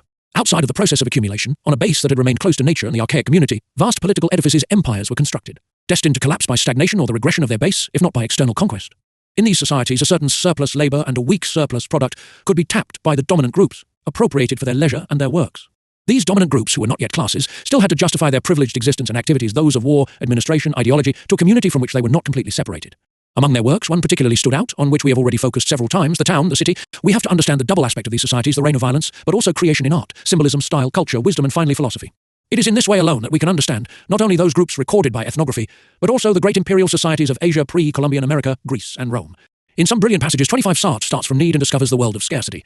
Having changed scarcity into world, he lets its contradictory aspects escape.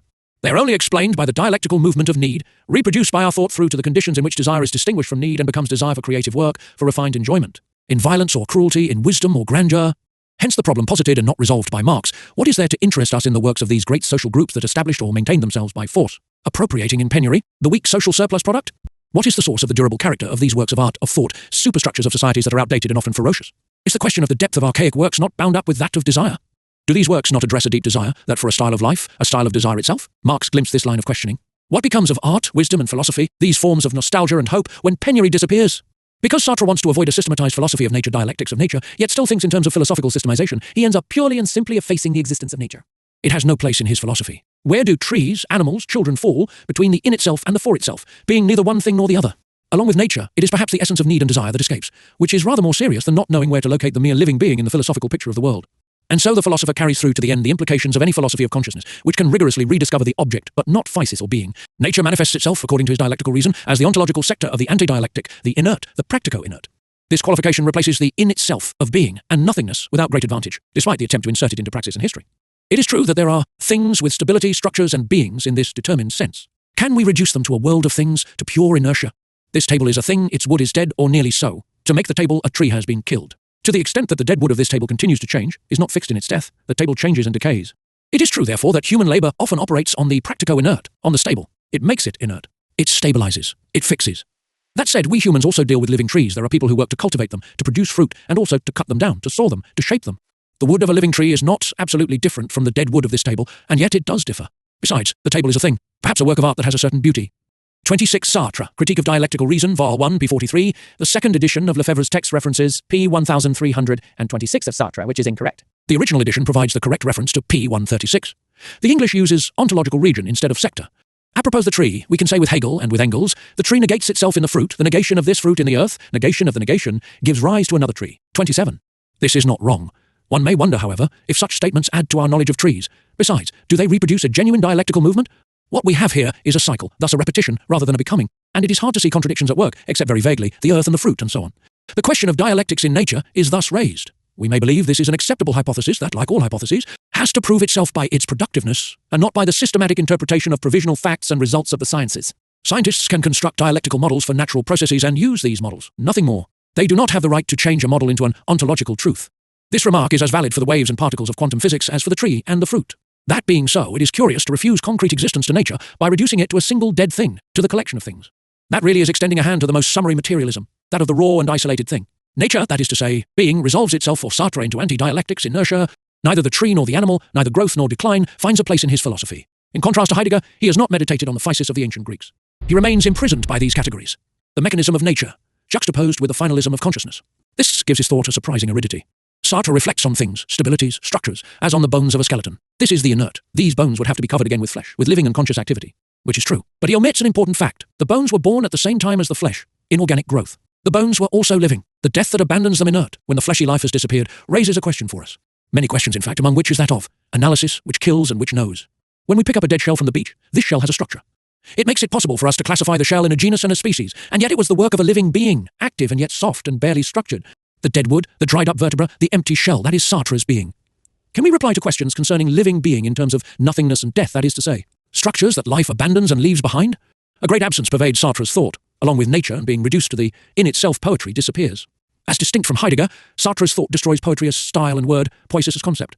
He thinks of doing. He does not meditate on production or creation. His philosophy tends towards a pure discourse that is too conscious and too organized.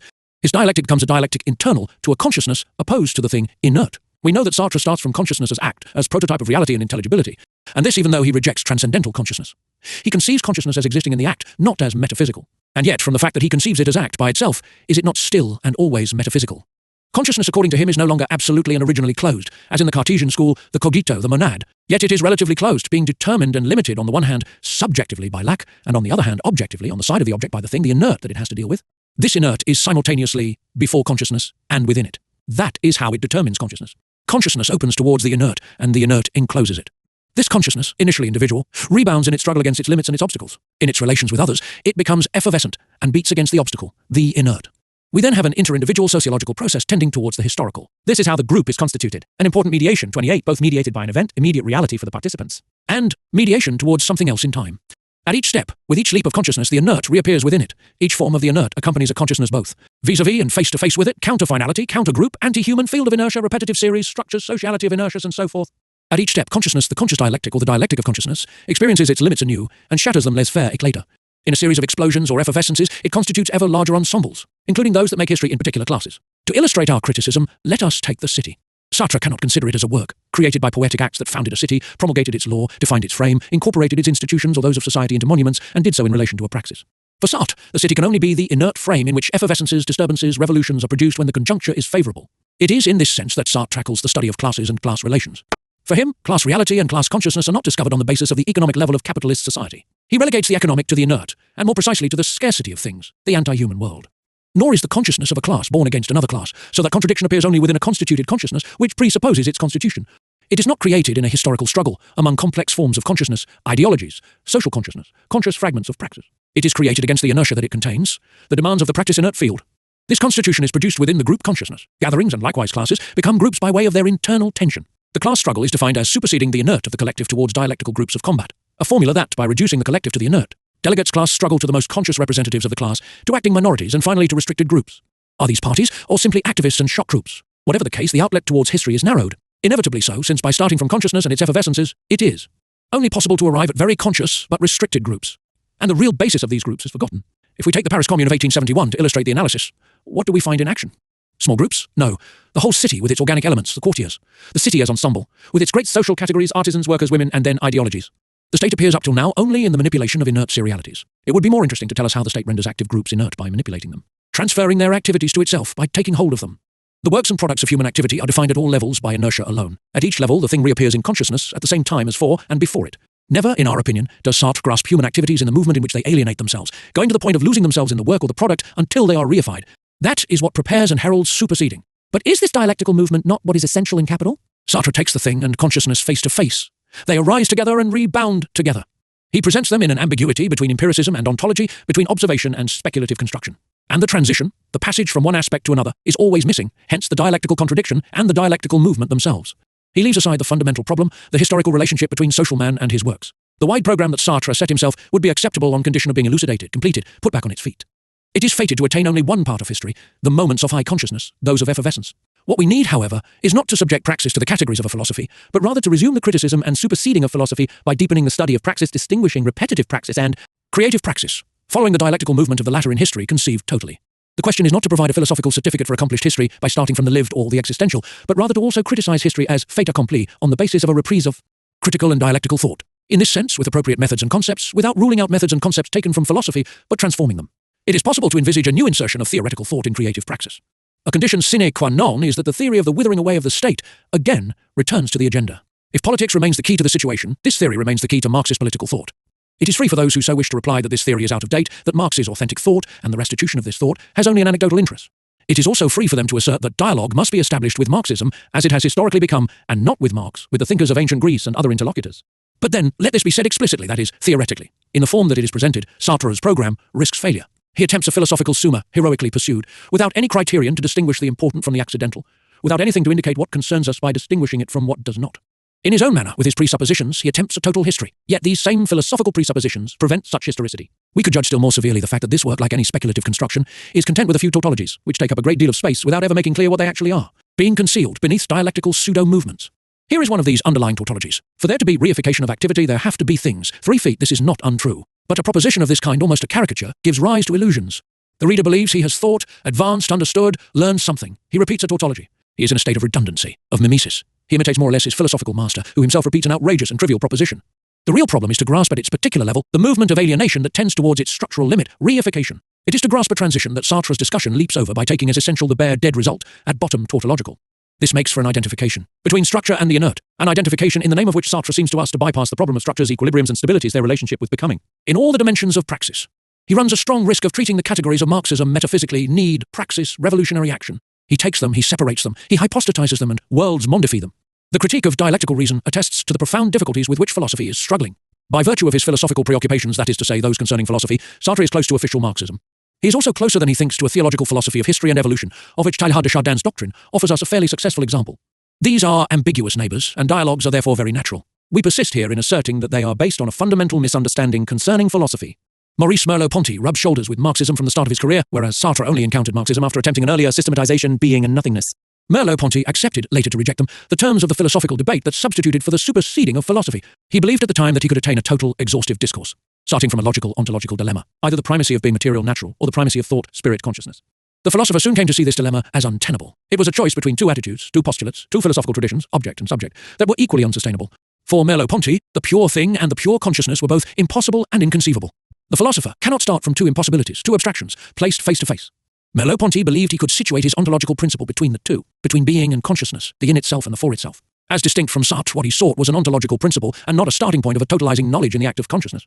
He believed he had found this principle in the ambiguity between the 2 terms. He accordingly replaced the dilemma with a formula that he supposed, not without reason, to be more dialectical, neither one nor the other, but the 2 together, neither being nor mind, neither the thing nor consciousness. But between the 2, a position that effectively satisfied the requirements of dialectical thought, yes and no, if this position had not also required the superseding of philosophy itself. Merleau-Ponty thus grasped something essential in Marx's thought, the fact that the products and works of the human being tend towards autonomous being without ever completely arriving at it. But he does not seem to have grasped the other side of this dialectical movement. For critical analysis, systematized philosophies and the categories of ontology no longer fit the purpose. On the other hand, the failure of proletarian revolution in an advanced industrial country, France after the liberation, led Merleau-Ponty to draw the conclusion of the ambiguity of history. The thesis of ambiguous history is strongly linked to an ontology of ambiguity. The philosopher took two ontological impossibilities. On the one hand, isolated things, the thing pure and simple. On the other hand, pure consciousness, the pure act of isolated consciousness. These two impossibilities he denied, both separately and together, basing himself on a phenomenological psychology of behavior and perception in such a way as to constitute a mixture that he attributed to the body itself, the corporeal existence of the human being in his natural and social milieu.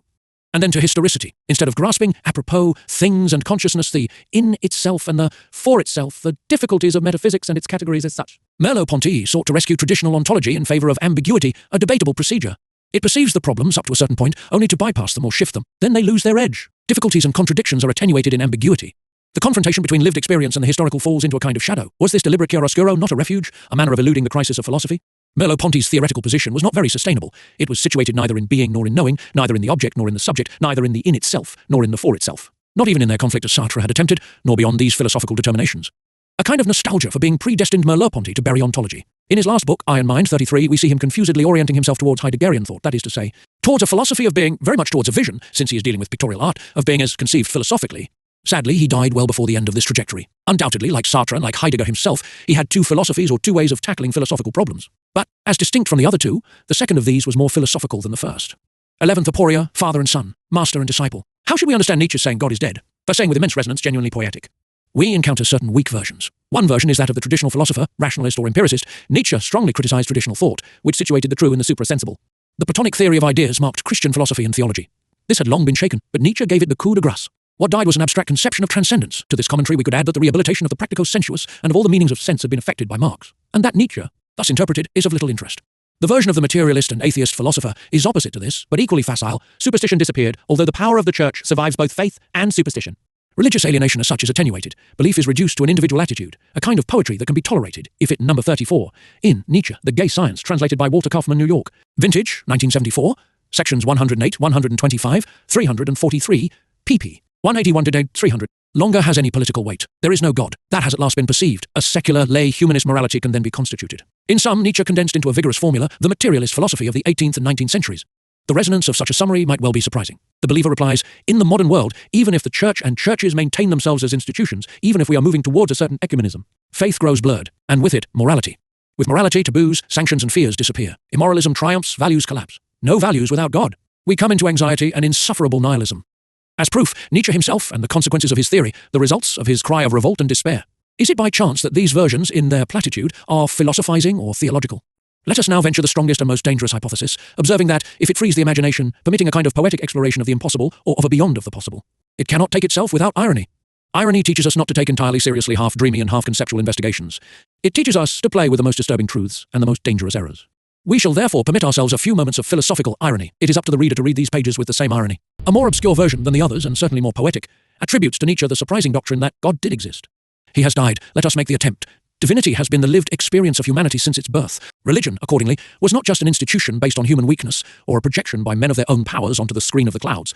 The sacred and the divine, and perhaps the accursed and the diabolical, cannot be reduced to superstructures, ideologies, a play on primitive fears that is still short of systematic. Someone or something, neither completely someone nor completely something, sought to arise. From the infinite universe, the consciousness of an infinite being sought to be born. Theologies attest to this, as before them do cosmogonies and mythologies, each in its own fashion. Christian theology breaks the unity of God by trying to account for this genesis. Is the Father not the universe, nature? Is not the Son, as word, the arising consciousness, with the result that Logos, Son of God, is also Son of Man? As for the ultimate reconciliation, the Spirit, this intervenes only as virtual horizon of horizons. This infinite consciousness of infinite being, disseminated ever since it first arose, soon had to yield before the law of the world, finitude. What is born in the world and out of the infinite world universe is always finite. What arises in the infinite becoming always possesses a determination, and therefore limits.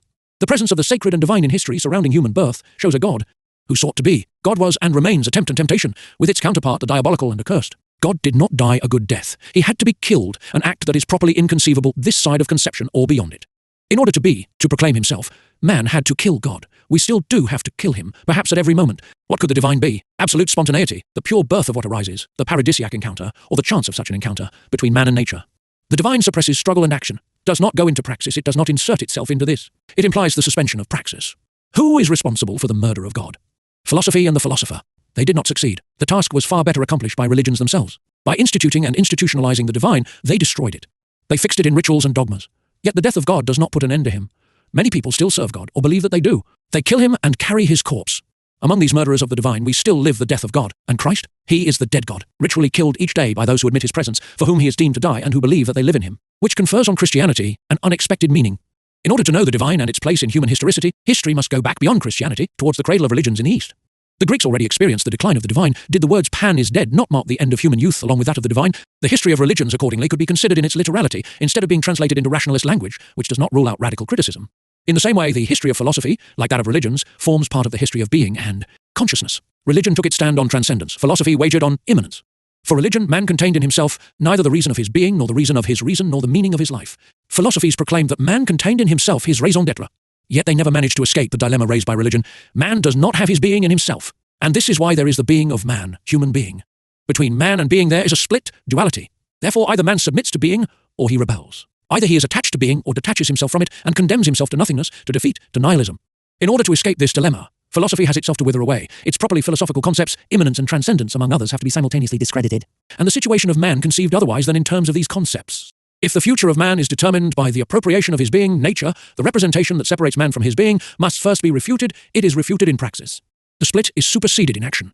Religion and philosophy disappear, with their conflict never resolved. What dies? A serious question to which it is both easy and hard to respond.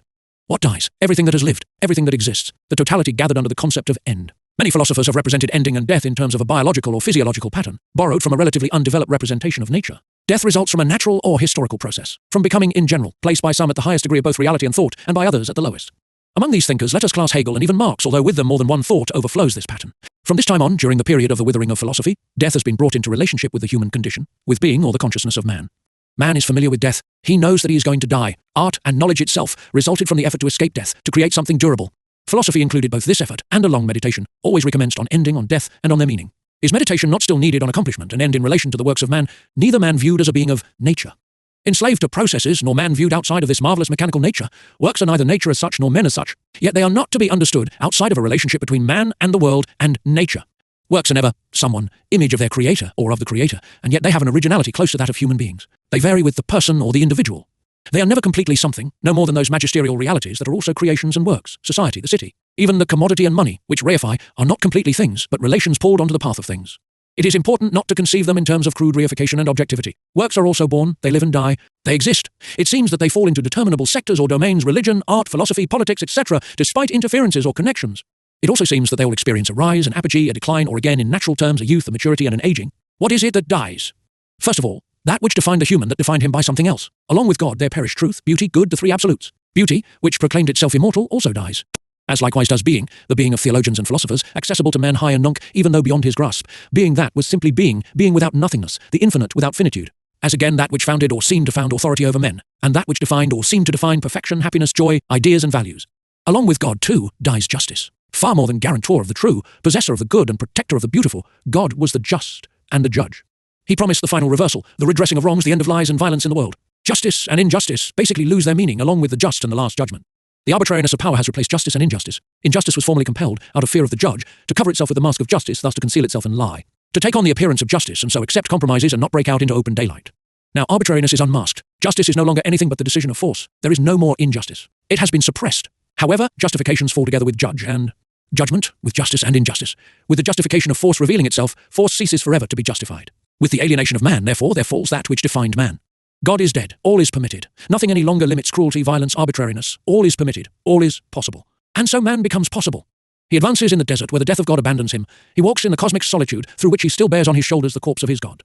He discovers his terrible availability. By rendering himself capable and guilty of the murder of God, act and proof of freedom, man obliges himself to be. He is obliged before being to attain being. He redeems himself or releases himself from external being, other in relation to him, setting out on the hard road that leads him towards the possible, his free being. The death of God signifies the murder of God. The murder of God signifies the end of the world, the divine, and the end of a moment of man.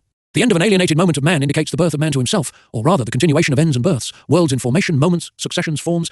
Birth and death go together. Supersession includes both these terms. Someone or something, always neither totally someone nor totally something, is born and dies. On the mortal side, what is born loses something, being, presence. It distances itself, emerges from being, and loses it by arising. But it also wins something, and first of all itself. Hence the necessary and difficult use of the concept of alienation. Becoming world, world in becoming and becoming of the world is at the same time alienating, alienated, disalienating, realizing and derealizing. That which alienates in one sense, in another sense realizes and disalienates by making possible realization or actualization. The combat against alienation can reveal itself to be the path of a deeper alienation. Alienation, therefore, is never defined either by one of the terms in presence in conflict and their reciprocal presence, or by the possibly productive pain of the conflict, but rather by a halt to superseding the blockage of the possible. How could a dialectical development be otherwise determined? the pattern of becoming by way of a single feature, one-sidedly, by rise, and perfection comes from Aristotelian metaphysics. It ends up in a facile rationalism, naive optimism, the theory of continuous progress, bourgeois materialism, linear evolutionism. If there is dialectic, then development cannot fail to encompass gain and loss, fall back and rise, growth and decline, death and birth. Man is born as species by dying to the universe, to the infinite. He falls from the infinite into the finite. He appears therefore in the light, on earth, at the end of a becoming without assignable limits in the past and in space, a cosmic, physical, organic becoming with the not entirely false appearance of a finality, for he indeed is the end of what reflection calls evolutionary process, evolution. In order to come to the world, he dies to the world, to the inexhaustible power of cosmic forces, to the divine spontaneity of life, animal naivety and innocence. However, the world continues to surround the human species, and spontaneous life does not abandon it. This first birth continues for a long time. The world keeps a meaning. If it did not, then the sky and the sea, the earth and the light would no longer have a presence for us. Yet the world affects people in two ways, by the bitter struggle to which it compels them, and by its gentle and favourable presence, the two aspects mingling in the imagination, in praxis, in reflection. Analytical examination of the material conditions of organic life, or of its transition to consciousness, or of historical conditions, in particular labour, translates into an exact language, that of reflection. The poetic description of the totality. This poetic description of totality links up with and rediscovers the immediacy of the lived birth, etc., which authenticates it. Would poetic description not attain the empirical universal on condition of having been purified by reflection and superseding this reflection? The effective exactness of scientific knowledge coexists with other truths on other levels, at another level, on another scale. Man is born as individual by dying to the maternal world. This is the second moment of the individual, his second birth. For his birth turns out to be multiform in reflexive empirical terms, biological, physiological, social, sexual, etc. By way of a singular contrast, the individual human being, this product and term of an immense becoming, is born prematurely. He comes into the world incapable of sufficing for himself. This condemns him to dependence and plays a great role in his formation. He traverses his maternal world, which plunges into the depths of cosmic and animal life, which extends into childhood and longer still in images. In order to be born to himself, the individual cannot dispense with living through many conflicts, the collapse and death of the maternal world. During this test, he takes charge of his being, his body, his sexuality, his faculties and aptitudes, his environment and his time, and his absence of being, his availability, his uncertainties, his growing consciousness, in sum, his individual and social aims, his tasks, his possibilities. He traverses an ambiguous experience, end and beginning, death of the cosmic, archaic, primitive, infantile, imaginary world, accession to freedom. Is this all? No. What other births and what other deaths does the human take responsibility for on the journey to himself, that is to say, towards his possibility and his being free? What moments does he traverse by living the necessary collapse of a partial world lived as total? Nietzsche discovered this. Man must also traverse the death of God, of the sacred and the accursed, the divine and the cunning, of beauty and ugliness, etc., that is to say, the death of the Father. Why not add to these moments, distinct yet bound together and mingled, the cosmic, the maternal, the paternal, or the divine, other moments, other tests, such as philosophy, which, like God, defined man through alienating him, by way of another truth, economics and its history, until worldwide communism, politics and the state, same remark, they defined the human from outside and from above, art which defines man by striking illuminations and the human by exceptional instance, thus still external and alienating in the effort towards deliverance. If beauty proves to be moral, how could we believe in the eternity of the work, the divinity of art? Has not each great epoch of art been a funeral feast in honour of a departed moment? Each form or structure conquered by history and civilization thus contains both a victory and a vital degradation. Should not each of these worlds be lived as a test, and thus through to the end, to its term, its collapse? It follows from this that each of them collapses only by making itself explicit, by deploying all its virtualities, and only when it has fulfilled everything, summoned everything to itself, when it has proclaimed itself totality on the human and thus finite scale. In the course of this deployment, and only after this illusory and extravagant proclamation, the negativity that this world always already contained within itself asserts itself, gives it the lie, dismantles it, shatters it. Only an accomplished totality can reveal that it is not the totality. That is how the law of the world, the dialectical relationship between the infinite and the finite, shows itself. Each of these moments, or each of these worlds, is thus worlded mundialize, or will be so mundializer. Before man can complete his traverse, arrive at his own encounter, perceive himself face to face, each of these worlds will have to detach itself, absolutize itself, fetishize itself, generalize itself, and claim to be worldwide. In this sense, the history of religion illuminates world history. It contains the index of theoretical struggles, Marx. Every criticism commences and recommences with the criticism of religion, but every radical criticism illuminates the historicity of the human, that is to say, the totality of the trajectory, destiny, the destiny of freedom. After the criticism of religion comes the criticism of the state and politics. The two things link up and cut across one another. The finitude of man and his relationship with the world show through in mondialization. In this way, the worldwide human is condemned to derision at the end of every accomplishment. Religion dominated the human world, and this was how the divine discredited and destroyed itself. Mundus est immundus. Once worlded and worldly, mondialese et mondaine, God withered away. The stink of this decay still offends our noses. But already something else was advancing, pushing away the rotting corpse, proclaiming itself superior to the divine, worlding, semondialisant in its turn. What? Economics, productive labour, and politics. Thus the state, a worldwide monster, the coldest of cold monsters. And aestheticism, and technicity. The idolatry of the state, the greatest fetish on earth after God, certifies for us the death of the divine. The mondialization of politics and the state is pursued through fear and anger, hatred and revolt, in flows of blood, a path marked by monuments of pride and arrogance. It is accompanied by a radical critique of political alienation, Marx. The history of the state also contains a resume of world history, the summary of practical struggles. There are other worlds both imaginary and real, which their superseding shows to be simultaneously both real and imaginary, that of the imagination itself and of art, or that of philosophical abstraction. The becoming philosophy of the world and the becoming world of philosophy Marx, already almost accomplished with the Hegelian system and the state that this justified, is perfected with the officialized philosophy of the socialist states, with the mondialization of the state and politics. We thus live the exasperation and withering away of these inseparable abstractions, philosophy and the state, speculative representation and political representation. We are also traversing the collapse of the aesthetic imaginary that reactivates outdated moments, the cosmic, the archaic, the divine, the maternal, the infantile of the lived. Modern aestheticism alienates human living by subordinating to these moments. The abstract and the imaginary, when mixed together, exacerbate one another. They condemn themselves together to destruction and self-destruction. In terms closer to the empirical, the mass media signify the devouring consumption of a culture piled up and condemned to an end at the very moment of its victory. They also signify the worldwide innovation of an abstraction become palpable, of imaginary intervening in the lived to the point of confusion, of the political and the public tracking the private and penetrating it. This signifies both extreme fetishism and the profanation of fetishes, the sullying and deterioration of both the abstract sublime and the bewildered imaginary. Mass communications are mystificatory and go hand in hand with incommunicability. In the same way, the fetishism of language goes hand in hand with the destruction of language. The confusion of the private and the public accompanies their aggravated split, their dash and their mutual destruction. Need it be said that for a long time we have, to a high degree, suspended not judgment but irony? By pursuing the most adventurous hypothesis, we have arrived at assertions. Do these depend on that hypothesis? Perhaps they break, free from this after a certain articulation. In order to grasp the path taken by human works and their relationship, it is unnecessary to accept the death and murder of God in a literal sense. It is enough to admit that philosophy constituted itself against religion and also against the state. Each time that it boldly waged its combat, the struggle strengthened it. But it was unable to avoid compromise and, worse than compromise, reconciliations, symbioses. Philosophy was thus unable to prevail over its adversaries. It developed at the same time both against them and with them. Its fortunes followed the alliance with them, also reaching its own apogee. It was not even able to demonstrate their fate, accomplishment, and end. In order to conceive this historical destiny, it was necessary already to conceive the superseding of philosophy, that is to say, philosophy as a work. There has always been in philosophy ideology, utopia, myth, in the contemporary generalized and rather vague sense of this word, which denotes a certain form of illusion and no longer, as in ancient Greece, a concrete relationship between man and nature, perceived or transposed by way of figures, images, and symbols. A representation either disdaining or ignoring its presuppositions as well as its connection with praxis, distorted and mutilated reflection of the real in its movement. Philosophy was an ideology, an interpretation of the world aiming in vain to transform it by the force of spirit alone, the quest for a coherent purity in a world that was contradictory to say the least and perhaps chaotic. It was utopia.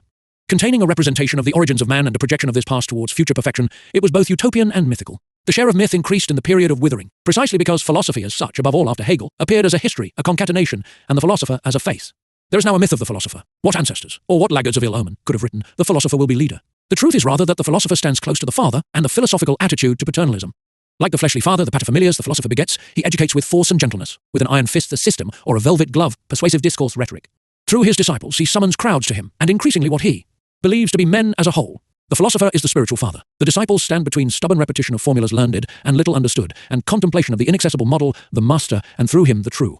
They stand in the full flood of mimesis. This is how the true discourse, that of the philosopher, is transmitted from generation to generation, or would be transmitted if the philosophical model was successful. If the philosopher borrows from fatherhood something of its prestige and power, philosophy has rendered a similar service to paternity. The son is son of his father. Philosophical discourse has repeated since Aristotle, thus setting aside woman, nature, society, that is to say, praxis. The father contributes the form and stamps it on unformed matter, on empty and pure potential, woman. The father possesses the idea and ideas as part of his inheritance. The virtual and spiritual germ that he receives and transmits eminently contains the specific and social characteristics of human being, stable essence, entelechy, final cause and supreme reason. Philosophy, this final cause and reason, is the system finally true. Thus philosophical fatherhood and family fatherhood have supported one another over the centuries. Each of them theorized customs or norms that were debatable and are now past their time. The father did have his grandeur.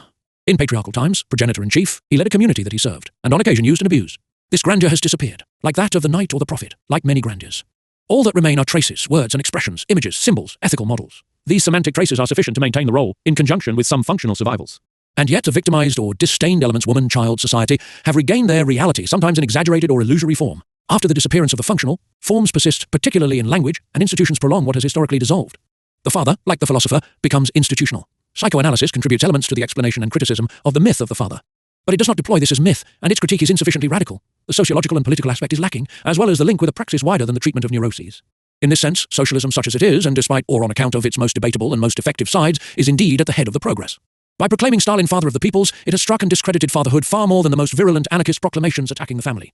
By making philosophy official, by openly making philosophical reason raison d'etat, and the philosophical system the political system, openly and practically, and not just in the abstract as Hegel had done, it has contributed to the death of the philosopher and the metamorphosis of philosophy. In the same fashion, it is leading art to destruction by self-destruction. It is clearing the way with the state as its bulldozer. In the capitalist countries, philosophy is institutionalized only in the limited context of the university, culture, and pedagogy. Is taught, and this teaching is left a wide margin of freedom, with the result that in certain conjunctures it offers a refuge to freedom. In the socialist countries, a philosophy is officialized that has been made obligatory. The end of philosophy is close, on condition that the point of Marxism as radical critique is sharpened and directed against the enormity of official Marxism as state ideology, and on condition that authentic Marxist theory, that of the realization of philosophy in the course of its superseding, is restored to the first rank.